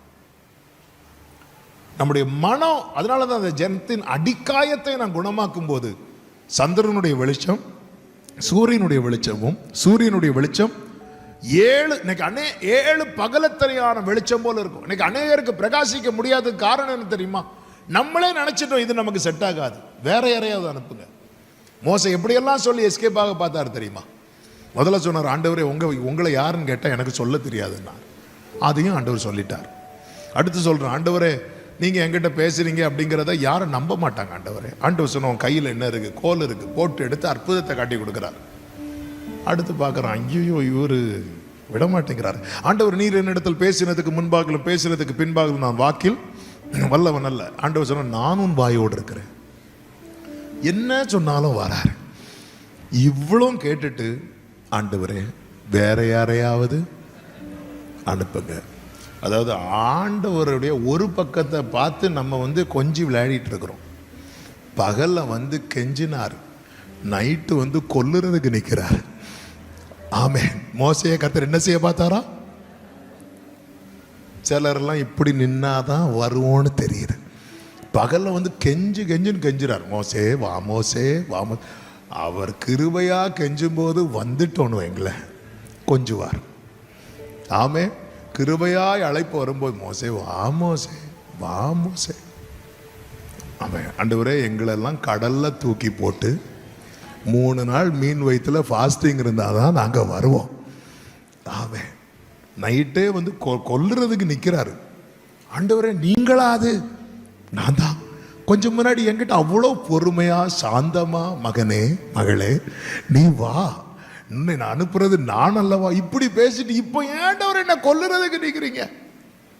எவ்வளோ சொல்லி பார்த்தோம், மோசையால இன்னும் அதை அக்செப்ட் பண்ண முடியல. ஏன்னா மனம் வந்து சொல்லுது, நீ அதுக்கு வேலைக்கு ஆக மாட்ட. விழுங்க, பழக்கம் இல்லைன்னா கைவிட்டு போக தான் செய்யும். அதுக்காக என்றைக்கும் நான் கர்த்தருக்கு பயன்பட மாட்டேன், என்னால் எந்த பிரயோஜனம் கிடையாது. இன்னைக்கு இப்படிப்பட்ட இந்த தாழ்வு மனத்தாழ்மை அல்ல, தாழ்வு மனப்பான்மை இருக்கிறதல்லவா நம்மை முடக்கி கொள்ளுகிறது. இந்த இடத்துல தான் நம்ம தளர்ந்து போகிறோம். என்னாலெல்லாம் ஜெபிக்க முடியாது, எங்க பாட தெரியலைன்னு அழுதவன். என் சாட்சி உங்களுக்கு தெரியும். எனக்கு பாட தெரியலையேன்னு சொல்லி ஒரு நைட்டு ஃபுல்லாக அழுது இருக்கிறேன். ஆமாம், அழகரங்கங்கள் பாட்டு வந்தப்போ ஏன்னா மீட்டிங் கூடும்போது பிராக்கெட்ல எப்படி போடுவாங்க தெரியுமா? பாடல் ஆசிரியர். ஆமாம், பாட தெரியலைன்னு அழுத. பேச ஊழியத்துக்கு 2007 கடைசியில் வந்துட்டு பிரசங்கம் பண்ண மாட்டேன், ஒன்லி வர்ஷிப். நான் பிரசங்கம் பண்ண ட்ரை பண்ணேன். அப்போ பாதிக்கப்பட்டது என்னுடைய சபை யூத் பசங்க. ஆமாம், 4 பேர் இன்னைக்கு ப்ரேயர் வாங்கடான்னு கூப்பிட்டு உட்கார வச்சு மீட்டிங் முன்னாடி எல்லாருக்கும் பரோட்டா வாங்கி கொடுத்து சாப்பிட்டுட்டு அப்படியே பிரசங்கம் பண்ண எடுப்பேன் பாருங்க. அதுவரை உற்சாகமாக இருப்பான். பிரசங்கம் பண்ண பைபிள் திறக்கிறதுக்குள்ள சேரில் ஒருத்தன், இது நமக்கு செட் ஆகாது, நமக்கு இது வராது, எனக்கு வராதுன்னே தீர்மானிச்சிட்டேன். 2010 வரை நினைக்கிறேன், 2007 கடைசியில் ஊழியத்துக்கு வந்தேன். 2010 11 வரை எனக்கு இந்த ப்ரீச்சிங் சைடே வராது, நமக்கு இது செட் ஆகாது, அப்படி இப்படி பாட்டு பாடி ஓட்டிடலாம் அப்படின்னு நினச்சேன். ஆமாம், வராததும் கத்துறது நான் இனி செய்யக்கூடாதுன்னு நினச்சேன் பாருங்க. ஆண்டவர் விடலை. பாட தெரியாதவனை பாட வச்சார், பேச தெரியாதவனை பேச வச்சார். சிலது நீங்க ஆரம்பிக்கும் போது உங்க கைவிட்டு போக தான் செய்யுங்க. உடனே நம்மளை வந்து இன்னொருத்தவங்க கூட கம்பேர் பண்ணுவாங்க. நீங்க இன்னாராக முடியாது, நாங்க அன்னாராக வரலங்க, ஆமா எங்க அழைப்பு வேற. ஆனா உங்க பார்வையில நாங்க பண்றது இன்னார் பண்றது போல இருக்கு பாத்தீங்களா, இதுவே எங்களுக்கு வெற்றி. ஆமே, சில நீங்க இன்னாராக முடியாது அப்படின்னா பரவாயில்லையே.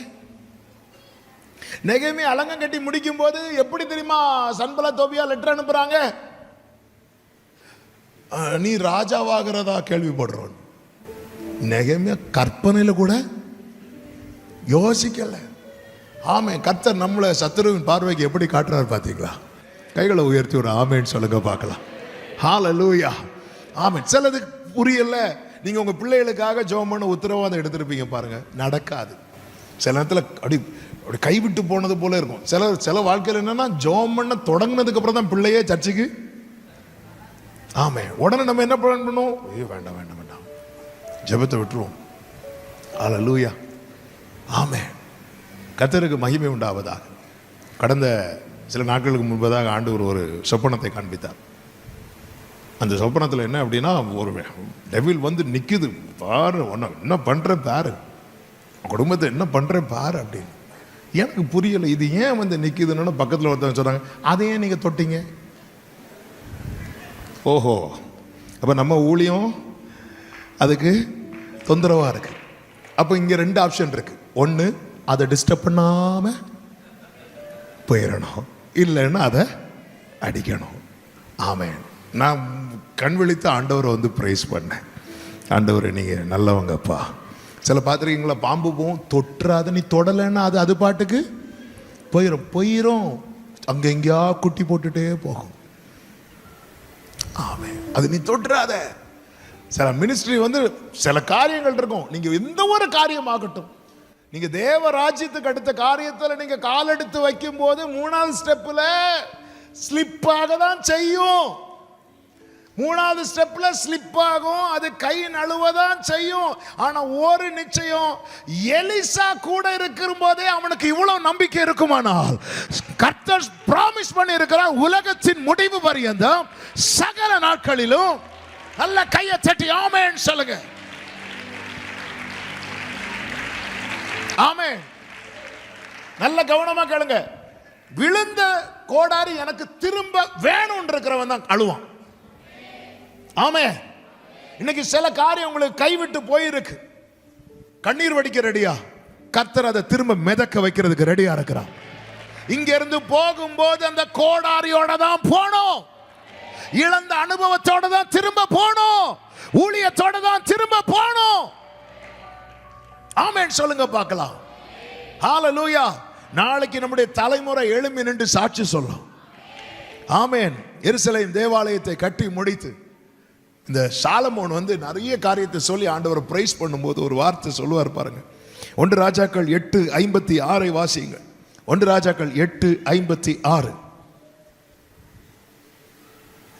வாக்குத்தத்தம் பண்ணினபடி எல்லாம் தம்முடைய ஜனமாகிய இஸ்ரவேலுக்கு இளைப்பாறுதலை வாக்குத்தத்தம் பண்ணினபடி எல்லாம் தம்முடைய ஜனமாகிய இஸ்ரவேலுக்கு இளைப்பாறுதலை அருளின கர்த்தருக்கு ஸ்தோத்திர. கைகளை உயர்த்தி ஒரு ஆமென் சொல்லுங்க பார்க்கலாம். அடுத்த வார்த்தை சொல்லுவார் பாருங்க. அவர் தம்முடைய தாசனாகிய மோசேயை கொண்டு சொன்ன அவருடைய நல்வார்த்தைகளில் எல்லாம் ஒரு வார்த்தையானாலும் தவறி போகவில்லை. கொஞ்சம் யோசித்து பாருங்க. சிம்பிளா ஒரு தலைமுறை எழும்பி நின்று இதை ஈஸியா சொல்லிடுறாங்க. ஆனா இதற்கு முந்தின தலைமுறையை பார்த்தீங்கன்னா அவ்வளவு பாடு. செங்கடலை கடந்தாங்க, யோர்தானை கடந்தாங்க, எரிகோ.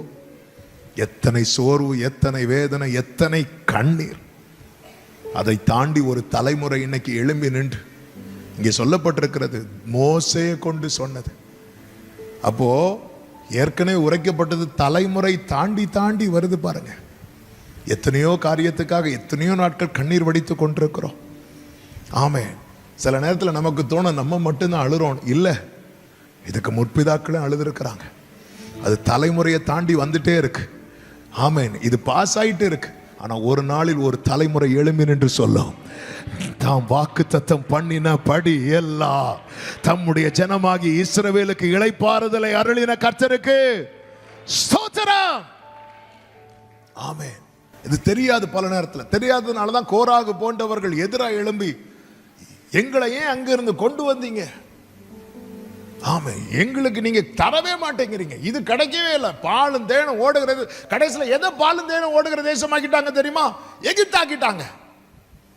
சும்மா பொய்யான வாக்குறுதியை தந்து கர்த்தர் அதை செய்வார், இப்ப செய்வார், இந்த வருஷம் நடக்கும், அடுத்த வருஷம் நடக்கும், 5 வருஷத்தில் நடக்கும், 10 வருஷத்தில் நடக்கும் சொல்லி சொல்லி 40 வருஷம் ஆச்சு. 40 வருஷம் ஆனது இல்லாம இப்ப வேற வாக்கு தத்துவம். நீங்கள் இப்பொழுது இருக்கிறதை பார்க்கணும், இப்பவே இருக்க முடியல ஃபீல் பண்ணிட்டு இருக்கிறான். ஆமென். வனாந்தரத்தில் அப்படி நிக்கிறார் மோசே, நின்று அப்படி ஜனங்களை பார்த்து நீங்கள் இப்பொழுது இருக்கிறதை பார்க்கலாம். யோ, இருக்க முடியலன்னு நாங்கள் அழுதுட்டு இருக்கிறோம், நீங்கள் இப்பொழுது இருக்கிறதை பார்க்கலாம் 1000 மடங்கு. ஆமென். தலைமுறை கையில வருது. அப்பதான் சாலமோன் சொல்றான், இதுதான் தேவ ஞானம். தேவ ஞானம் இன்னைக்கு ஏதாவது உங்க கையில இருக்குன்னா இது எத்தனை தலைமுறையை தாண்டி வந்தது தெரியுமா இன்னைக்கு? ஆமென். ஹல்லேலூயா. அதனால தானே சீஷர்கள்ட்ட சொல்வார், நீங்க விதைக்காததை அறுக்க போறீங்க. ஹல்லேலூயா. இன்னைக்கு அறுவடை மிகுதி. ஆட்கள் வந்தா அறுவடை பண்றது.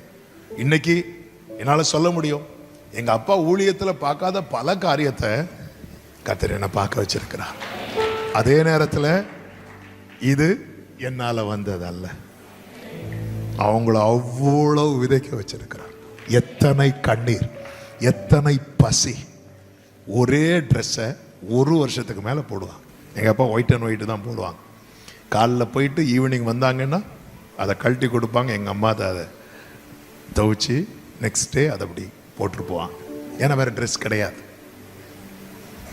ஆமாம். சாப்பாடு இல்லாமல் ஃபாஸ்டிங் இருந்திருக்காங்க. ஆமாம். ஃபாஸ்டிங் இருந்து பழகிறவங்களுக்கு சாப்பாடு இல்லைன்னா நிறைய ஃபாஸ்டிங் ப்ரேயர் போடுவாங்க. ஆமாம், சின்ன வயசுல எங்களுக்கே சம்டைம்ஸ் வந்து நைட்டு சாப்பாடு இருக்காது. அது எங்களுக்கு தெரியாது ஒரு லெவல் வர. அப்போ சொல்லுவாங்க, எங்கள் அப்பா சொல்லி கேட்டிருக்கிறேன், அப்போ சீக்கிரம் தூங்க வச்சிருவாங்களாம். ஏன்னா நைட்டு இருந்தால் சாப்பாடு இருக்காது, சீக்கிரம் தூங்க வச்சிருவாங்க. ஆமாம். ஆனால் இன்னைக்கு ஒரு வாக்குத்தத்தம் நிறைவேறும் போது அது திடீரென்று முளைத்து வந்ததல்ல. இன்னைக்கு உங்க கைவிட்டு போகுது, நீங்க திரும்ப எடுத்து அதை கட்டும் போது நாளைக்கு உங்க தலைமுறை இதே சாட்சியை சொல்லும், இதே சாட்சியை சொல்லும். கரங்களை உயர்த்தி ஆமேன்னு சொல்லுங்க பார்க்கலாம். பல காரியங்கள் நமக்கு தெரியாதுங்க, பல காரியங்கள். யாக்கோபு ஆரம்பத்தில் ஒரு ஜெபத்தை பண்ணுவார். என்ன ஜெபம் பண்ணுவார் தெரியுமா? தேவரீர் என்னோடு இருந்து நான் போகிற இடத்துல எல்லாம் என்னை காப்பாற்றி எனக்கு உண்ண ஆகாரம் அப்படிம்பார். எனக்கு உண்ண ஆகாரம் தாங்கப்பா. நான் ஒரு கேள்வி கேட்குறேன், எத்தனை பேர் ஆகாரத்துக்காக ஜெபம் பண்றீங்க? ஆகாரத்துக்காக ஸ்தோத்திரம் பண்றோம். ஆண்டவர் நீர் தந்த ஆகாரத்துக்காக ஸ்தோத்திரம். ஆனா ஆகாரம் தாங்கன்னு ஜெபம் பண்றோமா? இல்லை. ஏன் ஜெபம் பண்ணல? ஏன்னா இருக்கு. அப்போ ஒருத்தன் ஆகாரத்துக்காக ஜெபம் பண்றான்னா அவன் எந்த வழி இல்லாம இருக்கிறான்? சாப்பாடுக்கு வழி இல்லாம இருக்கலாம். ஆனா அழைக்கப்பட்டவன் எனக்கு சாப்பாடு தாங்கன்னு தகப்பன் ஜெபம் பண்றான். அவன் பிள்ளைய தேசத்துக்கு சாப்பாடு போட வச்சார். என் ஆண்டவர் தலைமுறைகளின் தேவன். நல்ல கரங்களை தட்டி ஆமேன்னு சொல்லுங்க பார்க்கலாம். தகப்பனுடைய ஜெபம் என்ன தெரியுமா? எனக்கு சாப்பாடு தாங்கப்பா. போற இடத்துல எல்லாம் வேற, அதாவது நம்ம கிட்ட நம்ம எந்த அளவுக்கு இல்லாய்மைக்குள்ள போறோமோ அந்த அளவுக்கு நம்முடைய ஜெபம் வந்து ரொம்ப ஒர்த்தா இருக்கும். ஆமாம். சிம்பிளா சொல்லணும்னா பரமண்டல ஜெபம் பண்ணணும்னா நம்மள்கிட்ட ஒண்ணுமே இருக்கக்கூடாது. அல்லேலூயா. எங்களுக்கு வேண்டிய ஆகாரத்தை நம்ம அப்படியே கேட்குறோம். நம்ம வேண்டிய ஆகாரத்தை கேட்குறோமா, விரும்புகிற ஆகாரத்தை கேட்குறோமா? ஆண்டவர் என்ன ஜெபம் பண்ண சொன்னார்? வேண்டிய ஆகாரத்தை. நம்ம கேட்கறது இன்னைக்கு தோசையா, என்னைக்கும் ஒரு உப்புமா, என்னம்மா? ஆமே. நம்ம வேண்டிய ஆகாரத்தை நம்ம கேட்க மாட்டேங்கிறோம். ஏன்னா நமக்கு இருக்கு. நம்ம அதனால ஸ்தோத்திரம் பண்றோம். இருக்கிறதற்காக ஸ்தோத்திரம் பண்றோம், இல்லாததுக்காக ஜெபம் பண்றோம். யாக்கோபு, ஆண்டவரே நிறைய வாக்குத்தத்தம் வச்சிருக்கிறீங்க, ஆனா தலைக்கு கீழே வச்சு படுக்கிறதுக்கு ஒரு பிள்ளை கூட இல்லை. நான் போற இடத்துல எல்லாம் என்னை காப்பாற்றி உன்ன ஆகாரம் தாங்க, உடுக்க வஸ்திரம் தாங்க அப்படி கேட்கும்போது தலைமுறை எழும்பி ஒரு தேசத்துக்கே சாப்பாடு கொடுக்குறான். தேவ திட்டம் பெருசு. நீங்க பார்க்கிறது கையளவு மேகம், தலைமுறை பார்க்கிறது பெருமழை. ஹல்லேலூயா. அதனாலதான் கர்த்தர் இந்த நாளிலே சொல்ல, நீ தளர்ந்து போகாதிருந்தால் ஏற்ற காலத்திலே. தளர்ந்துராத. சில காரியம் தோல்வி போல இருக்கும், அது தோல்வி அல்ல. கர்த்தரிடத்திலே சொல்லு, ஆண்டவர் இந்த இடத்துல நான் தோற்று போறேன்ப்பா. ஆமென். கொஞ்சம் யோசித்து பாருங்க, கொஞ்சம் யோசித்து பாருங்க. பேதுரு 4 ஸ்டெப் எடுத்து வச்சு உள்ள போகும்போது எப்படி இருந்திருக்கும்? ஆண்டவரே, அவனுக்கு தெரியும் கர்த்தரை தான் நோக்கி கூப்பிடுறான். கர்த்தர் கைவிடல. இப்போ இரவல் வாங்கிட்டு வந்துட்டான். என்ன சொல்லி இரவல் வாங்கி இருப்பான் தெரியுமா? எலிசா என்ன சொன்னார்? எலிசா போங்கன்னு சொல்லி இருக்கிறார். எலிசா மரத்தை வெட்டுங்கன்னு சொல்லி இருக்கிறார். எலிசா கூடாரத்தை. அப்போ எலிசாவுடைய பெர்மிஷனோட தான் இவர் செய்கிறார். சும்மா இவர் ஆசையில போய் பண்ணல. எலிசா வந்து ஓகே பண்றார். சில காரியத்தை ஆண்டவர் சமூகத்தில் ஜெபம் பண்ணி ஆண்டவருடைய வார்த்தையை பெற்றுக்கொண்டு சில காரியத்தை செய்யும் போது சில சறுக்கல்கள் வருகிறது, சில தடைகள் வருகிறது. யாருக்குங்க தடை இல்லை? வேதத்தில் எல்லா தேவ பிள்ளைகளும், தாவீது தலையில சிங்காசனம் சொல்லி அபிஷேகத்தை வச்சுட்டு சிங்கத்துக்கு முன்னாடி கொண்டு போய் விட்டாரா இல்லையா? ஆமென். அபிஷேகம் பொய்யா? இல்லையே. ஆனா அந்த இடத்துல மட்டும் தாவீது தளர்ந்திருந்தார். ஆமே. சிங்கம் பிரச்சனையோட தாவீது கருத முடிஞ்சிருக்கும். அவன் தளரல்ல. நீ காலாட்களோடு நடக்கும் போதே சோர்ந்து போவாயானால் குதிரைகளோடு எப்படி ஓடுவாய்? தாவீதுக்கு தெரியும். சிங்கத்தை கூட ஃபைட் பண்ணும் போதே அவருக்கு தெரியும் அடுத்து என்ன வருது, கரடி வருது. பிரச்சனை முடிஞ்சுன்னு யுத்த காலத்துக்கு வந்தா கோலியாத் வந்து நிற்கிறான். ஆமே. தாவீதுக்கு பழக்கம் இல்லை பட்டயத்தை எடுத்து. ஆனா தாவீதுக்கு ஒருத்தரோடு நல்ல பழக்கம் இருந்தது. நான் விசுவாசித்திருக்கிறவர் இன்னார் என்பதை அறிவேன்.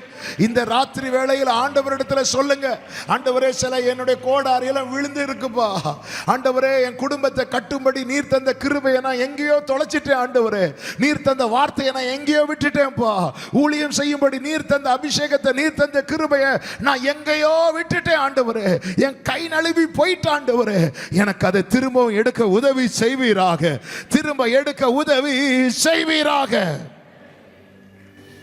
ஆழத்திலிருந்து மிதக்க பண்ணுகிறார். ஆமீன் சொல்லுங்க பார்க்கலாம்.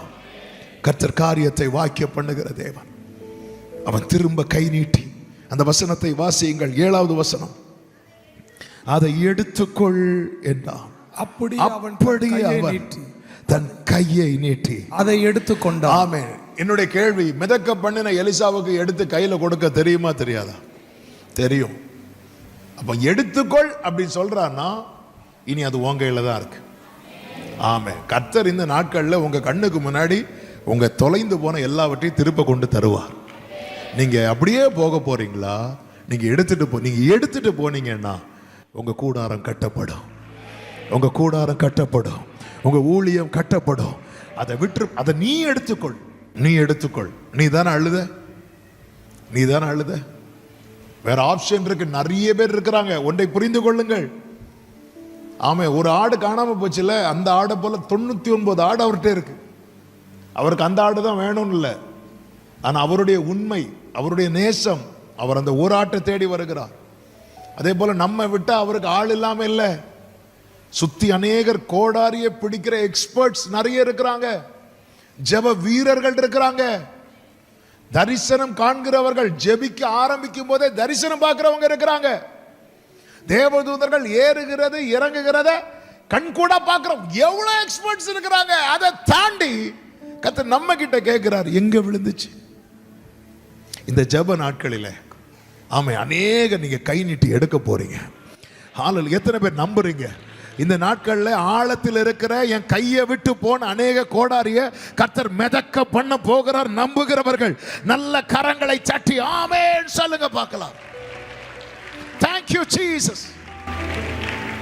ஹalleluya. அதாவது விசுவாசமோ அவிசுவாசமோ அது யார்கிட்ட சொல்லிடணும் அப்படி தெரியுமா?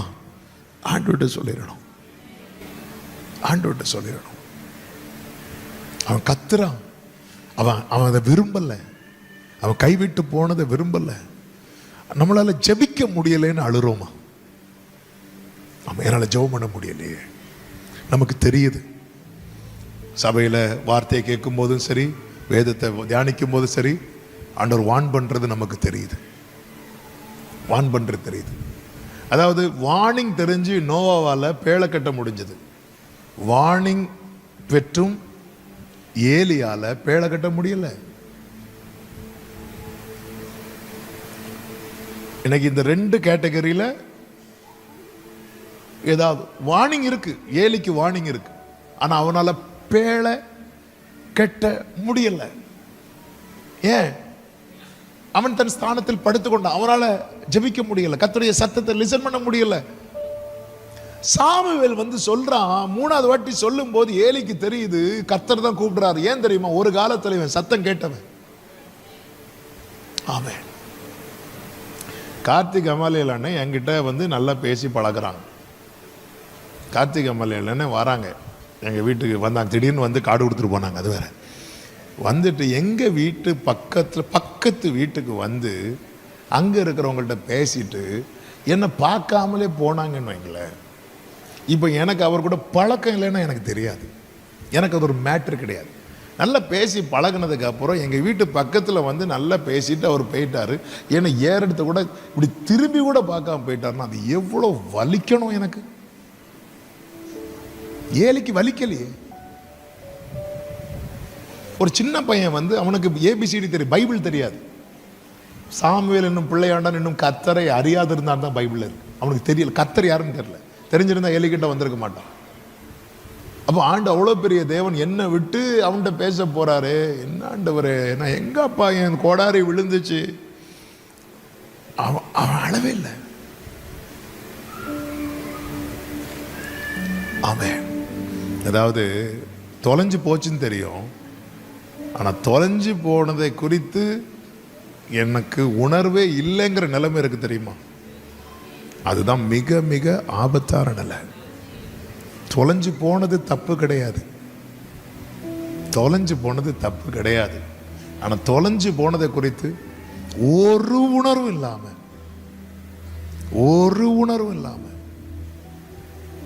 மிக மிக, அதாவது எச்சரிப்பை பெற்று நோவா ஆல்ரெடி தேவனோடு சஞ்சரிக்கிறவன். ஆனால் அந்த வசனம் படிச்சீங்கன்னா தேவ எச்சரிப்பை பெற்று பயபக்தி உள்ளவன் ஆகின்னு இருக்கும். ஏற்கனவே பயபக்தியாக தான் இருக்கிறான். அவன் பார்க்குறான், ஏன் பக்தி எனக்கு மட்டும் பேழை கட்டுறதுக்காக இருக்கக்கூடாது, என் குடும்பத்துக்கே பேழை கட்டுறதா இருக்கணும். எப்பொழுது ஆபிரகாம் விசுவாசத்தில் வல்லவனானானோ அப்பொழுது சாராள் விசுவாசம் உள்ளவனானான். ஆபிரகாமுக்கு 86 வயசுல விசுவாசம் வந்துட்டு, சாராளுக்கு ஆபிரகாமுடைய 99 வயசுல தான் சாராளுக்கே விசுவாசம் வருது.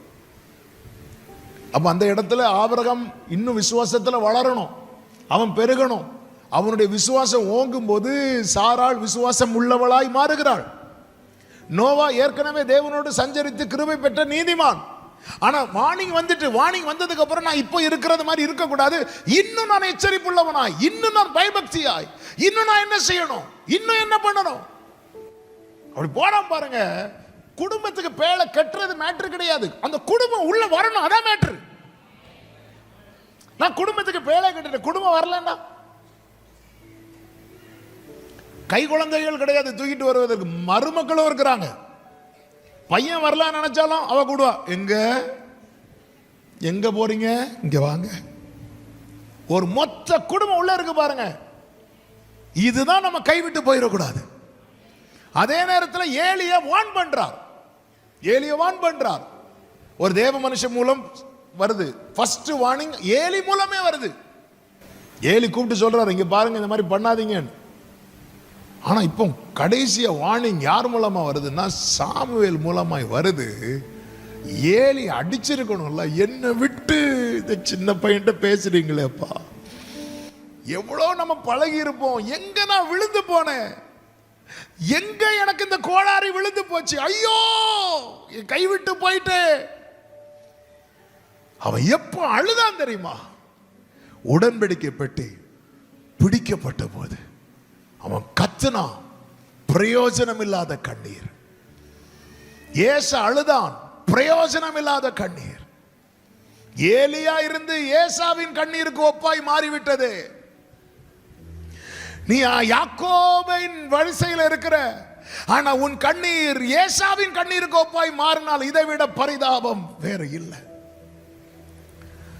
ஆமென். எல்லாம் போயிட்டு உடன்படிக்கப்பட்டும் பிடிக்கப்பட்டு எல்லாம் இழந்ததுக்கு அப்புறம் ஒரு அழுகை இருக்கு, ஐயோ மகிமை போயிட்டேன். ஆமென். அப்பொழுது ஏலியால தாங்க முடியலையா, அவன் அப்படியே விழுந்து செத்துட்டான். ஆமென். என்னால என் குடும்பத்துக்கு ஒரு பேழை கட்ட முடியலன்னு சொல்லி அழ முடியலையே. அழ வேண்டிய காலத்துல அழுதுட்டீங்கன்னா நகைக்க வேண்டிய காலத்துல நகைக்கும்படி கர்த்தர் கிருபை செய்வார். அழ வேண்டிய காலத்துல ஆண்டவர் வார்ன் பண்றார், எச்சரிக்கிறார். நம்ம என்ன நினைக்கிறோம், நம்ம அழுது முடியாது. இல்ல நம்ம கையில இரவல் வாங்கி கோடாரி வெட்டுறவனுக்கு பழக்கம் இல்லைன்னா 4 வெட்டும் போது கை தவறி விழதான் செய்யுது. அது விழுந்துரும். எனக்கு ஜெபிக்க முடியாது, எனக்கு ஜெபம் ஓடாது, என்னால முடியாது. நம்ம என்ன பண்றோம் தெரியுமா? என்னைக்குமே புரிந்து கொள்ளுங்கள். ஆமென். நம்மிடத்தில் கர்த்தர் ஒரு காரியத்தை நம் காது கேட்க பண்ணி நம் கண்கள் காண பண்றாருன்னா அந்த காரியத்தில் கர்த்தர் நம்மை தான் எதிர்பார்க்கிறாருன்னு அர்த்தம். ஆமென் சொல்லுங்க பார்க்கலாம். அந்த காரியத்தில் கர்த்தர் பேதுருட்ட சொன்னார், இங்க பார் பரலோகத்தின் திறவுகோலை நான் உனக்கு கொடுக்குறேன் அப்படின்ட்டார். அதன் அர்த்தம் என்ன? நீ தான் டோர் ஓபன் பண்ணி கொடுக்கணும். பெந்தேகோஸ்து நாளில் பேதுரு வச்சு டோர் ஓபன் பண்றார். எருசலேம்ல டோர் ஓபன் பண்ணியாச்சு. அதுக்கப்புறம் அங்கே சுவிசேஷம் பிரபலமாகுது. இனி அடுத்து புறஜாதிகளுக்குள்ள டோர் ஓபன் பண்ணணும். புறஜாதிகளுக்கு அப்போஸ்தலனா கர்த்தர் பவுலை தெரிந்தெடுத்துக்கிறார். ஆனா கீ யார்கிட்ட தான் இருக்கு? பேதுருட்ட தான் இருக்கு. பவுலை உட்கார வச்சுட்டார், பேதுருவை கொண்டு போற. பேதுரு மாட்டே நிற்கிறார். பேதுருட்ட பேசி கன்வின்ஸ் பண்ணி பேசி அதுக்கப்புறம் கொண்டு போய் புறஜாதிகள்கிட்ட போய் கொர்நேலியு வீட்டில் போய் டோரை, கிறிஸ்துவாகிய கதவை பேதுரு வச்சு ஓப்பன் பண்ணி கொடுக்கிறார். நம்ம கையில் கர்த்தர் ஒன்றை ஒப்படைக்கும் போது அதை நம்மை கொண்டு தான் கர்த்தர் செய்ய வைக்க விரும்புகிறார். கீ வாங்கினதுக்கு அப்புறம் தான் பேதுரு மறுதளிக்கிறான். விழுந்து போச்சு. அவன் என்ன நினைச்சான் தெரியுமா? இனி இந்த ஊழியத்துக்கு நான் லாயக்கே இல்லைன்னு சொல்லி திரும்ப மீன் பிடிக்க போகிறான். ஆனா கர்த்தர் விடல. அதே கடற்கரையில் பழையது போல கர்த்தர் வந்து நிற்கிறார். ஹல்லேலூயா. இந்த ராத்திரி வேளையில் என்னை கேட்கிற அன்பு சகோதரா சகோதரி, 4 சொன்னேன், 4 நான் இங்கே ஸ்டாப் பண்ணுறேன். ஆனால் ஏன்னா இந்த வார்த்தையை தாண்டி என்னால் போக முடியவில்லை. ஆவியானவர் மிதக்க பண்ண போகிறார். சில கோடாரிய ஆழத்திலிருந்து மிதக்க பண்ண போகிறார். எத்தனை பேர் கை நீட்டி எடுக்க விரும்புறீங்க? நம்ம கொஞ்ச நேரம் ஜெபம் இந்த இந்த ராத்திரி வேளையில் எத்தனை பேர் ஜெனியூனா நீங்க சொல்ல போறீங்க? எஸ், சில காரியம் கைவிட்டு போயிட்டு, ஆமை என்னால் இப்போ ஜெபம் பண்ண முடியல, என்னால் பழையது போல ஏதோ காரியத்தை நான் நல்லா தான் ஆரம்பம் பண்ணேன், நல்ல தரிசனத்தோடு தான் கால் எடுத்து வச்சேன், ஆனால் நான் ஸ்லிப் ஆகிட்டேன், சில காரியம் கைவிட்டு போயிட்டு எனக்கு அது திரும்ப வேணும், அது திரும்ப வேணும். அப்படி சொல்கிறவங்க மட்டும் உங்கள் வலதுகரத்தை உயர்த்துங்க பார்க்கலாம். எஸ் எஸ், நம்ம ஜெபம் பண்ண போகிறோம். ஒரு 5-10 நிமிடங்கள் ஜெபம் பண்ண போகிறோம். ஆமென். எல்லாரும் எழுந்து நிற்கலாமா? Thank you Holy Spirit, thank you Holy Spirit. Hallelujah, hallelujah. நீங்கள் கொஞ்சம் கடினம்தான், நமக்கு தெரியாது. ஆண்டவரே, இன்னைக்கு நீங்கள் படுற கஷ்டம் நாளைக்கு தலைமுறை சாட்சியாக நிற்கிறத யோசித்து பாருங்க. மோசையை கொண்டு சொன்னது அது தலைமுறையை தாண்டி. ஆனால் நீங்கள் விட்டுட்டீங்கன்னா, அந்த கோடாரி போனது போட்டுன்னு சொல்லி நீங்கள் விட்டுட்டீங்கன்னா, நாளைக்கு தலைமுறை எப்படி நிற்கும்? தலைமுறை எப்படி எழும்பும்? ஒரு விஷயம், உங்கள் வலது கரத்தை உயர்த்தி உங்கள் இடது கரத்தை இருதயத்தில் வைத்து ஆண்டவர்கிட்ட சொல்லுங்க, எது உங்களை விட்டு கைவிட்டு போச்சு? எது உங்களை விட்டு கைவிட்டு போச்சு? நீங்கள் ஒரு காலத்தில் தேவ சமூகத்தில் அமர்ந்து ஜெபித்து வேதத்தை எடுக்கும் போதெல்லாம் ரேமாவா வரும், வார்த்தையா வரும், பைபிளை திறக்கும் போதெல்லாம் வெளிப்பாடாக இருக்கும். இன்னைக்கு நஷ்டமாயிட்டா, அது கைவிட்டு போச்சா? ஒரு காலத்தில் கர்த்தர் ஏதாவது ஒரு சொப்பனத்திலையோ தரிசனத்திலையோ அல்லது யார் மூலமா ஏதாவது ஒரு காரியத்தை உணர்த்தினா நீங்க முழங்கால் போட்டீங்கன்னா கண்ணில் இருந்து கண்ணீர் தாரையா வரும். இன்னைக்கு அது நஷ்டமாயிட்டா? அந்த பிரபாகித்து ஓடுகிற யோர்தானுக்குள்ள விழுந்துட்டா? ஆமே, ஹல்லேலூயா. ஒரு காலத்தில் நீங்கள் தாவீது சொன்னாரே, நான் கூப்பிட்ட நாளிலே எனக்கு மறு உத்தரவு அருளினீர், என் ஆத்துமாவிலே பலன் தந்து. ஆமே, தேவ சமூகத்திலிருந்து ஜெபித்து பலப்பட்ட அனுபவம் எல்லாம் இப்ப நஷ்டமாகி விட்டதா? ஆமென். ஊழியன்னா இருந்த உற்சாகம் அது இப்பொழுது எங்கே போச்சு? கர்த்தருடைய ஆலயத்துக்கு போவோம் வாருங்கள் என்று சொல்லும் போது நான் அவ்வளவு சந்தோஷமா இருந்தேன். இன்னைக்கு அது எங்க போச்சு? தொலைந்து போய்விட்டதா? கைவிட்டு போய்விட்டதா? இன்னைக்கு எச்சரிப்பு வந்தோம், வேலை கட்ட முடியாத ஏலியா நிக்கிறீங்களா? அல்லது ஒரு சின்ன வார்னிங் வருதுன்னு தெரிஞ்சதுமே வேலை கட்டக்கூடிய நோவாவா எழும்புறீங்களா? கர்த்தர் இந்த நாளிலே உங்களுக்காக உங்கள் கைவிட்டு போன தொலைந்து போன வெள்ளி காசு எப்படி விளக்கு கொளுத்தி விளக்கின் வெளிச்சத்தில் திரும்ப கிடைத்ததோ அதே போல பரலோக வெளிச்சத்தில் இழந்த அனுபவத்தை உங்க கண்களுக்கு முன்பதாக கர்த்தர் திரும்ப திரும்ப திரும்ப திரும்ப மிதக்க பண்ணுகிறார். ஆமென். எலிசா சொன்ன அதே வார்த்தை இயேசுவின் நாமத்திலே சொல்லுகிறேன், நீ அதை கை நீட்டி எடுத்துக்கொள், நீ அதை கை நீட்டி எடுத்துக்கொள். என்னால முடியாதுன்னு கையை காட்டினியே, ஒரு தோல்வியை வச்சு தானே நீ இந்த தீர்மானத்தை எடுக்கிற. ஒரு தோல்வியை வச்சு உன்னை மனுஷரை பிடிக்கிறவனாய் மாட்டுவேன்னு கர்த்தர் யார்கிட்ட சொன்னார் தெரியுமா? பிரயாசப்பட்டு தோல்வியை கண்டவனிடத்துல. இரவு முழுவதும் பிரயாசப்பட்டு.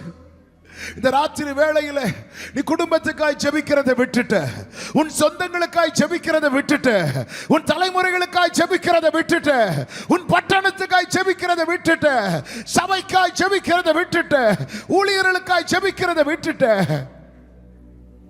எங்கேயோ ஒரு சின்ன சறுக்கல், எங்கேயோ ஒரு சின்ன தோல்வி, அதை வைத்து நீ ஏன் தீர்மானிச்சிட்ட என்னால் இது முடியாது, எனக்கு இது செட் ஆகாது? உன்னோடு தான் கர்த்தர் பேசி கொண்டிருக்கிறார். கர்த்தர் கேட்கிறார், எங்கே விழுந்தது சொல்லு, எங்க தடுமாறுனீங்க அதை சொல்லுங்க ஆண்டவர்கிட்ட. நல்லதான் போயிட்டு இருந்தேன்ப்பா, இந்த ஒரு இடம் வந்ததை நான் ஸ்லிப் ஆயிட்டேன் ஆண்டவர், இந்த ஒரு இடம் வந்ததும். ஆமென். தாவீது சொன்னானே, ஆண்டவரே ஆமென், நான் துர்க்குணத்தில் உருவானேன், என்னை கழுவும் ஆண்டவரே. என் கண்ணு ஸ்லிப் ஆயிட்டுப்பா. அக்கிரம விஷயங்கள் என்ன மிஞ்சி வல்லமை கொண்டது ஆண்டவரே, அதனால நான் ஸ்லிப் ஆயிட்டேன் சொன்னான் பாத்தீங்களா? மாலை நேரத்துல பால்கனில இருந்து பாவத்தை பார்த்த தாவீத அதே அந்தி சந்தி மத்தியான வேளையில தியானம் பண்ணி முறையிடுகிறவனாய் கர்த்தர் மாற்றினது போல நீ விழுந்த இடத்தை சொல்லு. கர்த்தர் அங்கிருந்து உன்னை எழும்ப பண்ண அவர் சித்தமுள்ளவராய் நம் மத்தியில் இருக்கிறார். எப்படி ஒரு மாலை நேரத்தில் தாவீது விழுந்தானோ அதே மாலை நேரம் அவனுடைய ஜெப நேரமா மாறுச்சு. காரணம் அவன் விழுந்த இடத்தை சொன்னான். விழுந்த இடத்தை சொன்னான். 2 கரங்களை வானத்துக்கு நேராக உயர்த்தி, வாலிப பிள்ளைங்க இருக்கிறீங்க, ஏதோ ஒரு செய்தியில உங்களுக்குள்ள உண்டான அனல் அது எங்க போச்சு? எங்க போச்சு?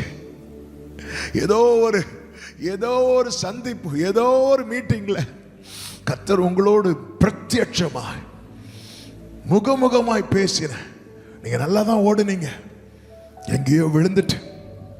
பெரியவர்களே, பெற்றோரே, ஊழியர்களே, உங்க கையில கர்த்தர் கோடாரியை கொடுத்தது யோர்தான்ல போடுறதுக்கல்ல, கூடாரத்தை கட்டுவதற்கு, ஊழியத்தை கட்டுவதற்கு, சபையை கட்டுவதற்கு. ஆமா, உன்னை நம்பி கர்த்தர் கொடுத்திருக்கிறா. கைவிட்டு போயிட்டா கதறு. ஒரு விஷயத்தை கேளுங்கள். அவன் ஒரு நிமிஷம் கவனிங்க. அவன் எப்படி இரவல் வாங்கினானோ அது போலதான் இன்னைக்கு நம்ம இடத்துல இருக்கிறது எல்லாமே அவர்கிட்ட இரவல் வாங்கினது. அவர் திரும்ப கணக்கு கேட்க வருவார். ஆமே, ஒரு எஜமான் போகும்போது 5 தாலந்த கொடுத்துட்டு போனாராம். ஆனா திரும்ப வந்து கேட்டார் பாருங்க, அதே போல கேட்பார். காயின்ட்ட கேட்டார்ல, உன் சகோதரன் எங்கே?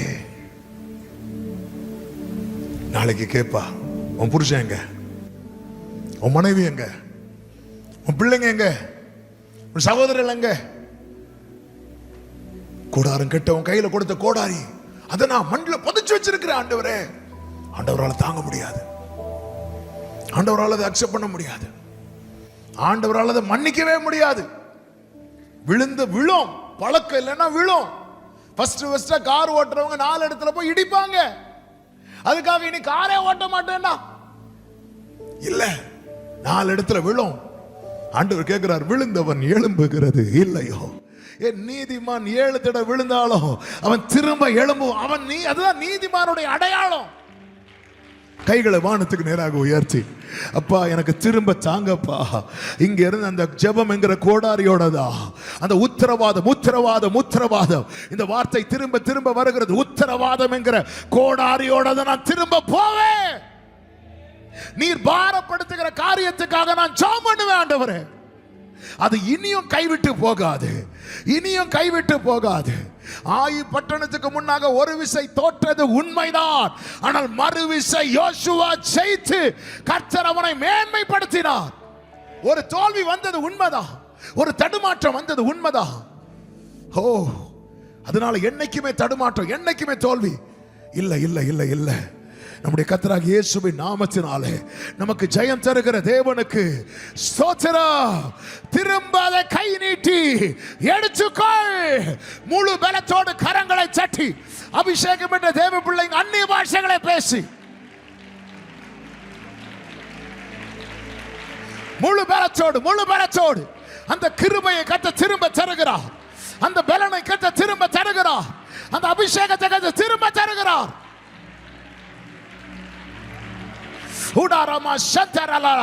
அந்த பாடல் சத்தம் திரும்ப கேட்கிறது, அந்த ஸ்தோத்திர சத்தம் திரும்ப கேட்கிறது. மறுபடியும்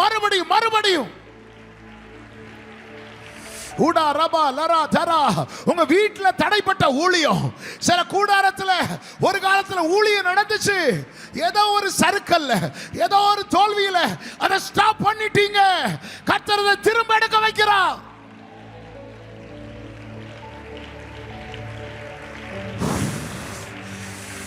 திரும்ப கை நீட்டி எடுத்துக்கொள். இனி முடியாதுன்னு சொல்லாத. உனக்காக நான் அதை மிதக்க பண்ணி இருக்கிறேன். யாருக்கும் செய்ய முடியாதது. மரத்தை வெட்டி கூடாரம் போடுறதுக்கு 1000 ஆட்கள் இருந்தாலும் உனக்காக நீ எதை செய்யணும் நான் விரும்புறேன். நீ எதை செய்யணும்னு விரும்புற. ஹல்லேலூயா. அர்ப்பணிக்கிறேன் ஆண்டவர், முழுமையாய் தருகிறேன் ஆண்டவர், முழுமையாய் தருகிறேன் ஆண்டவர்,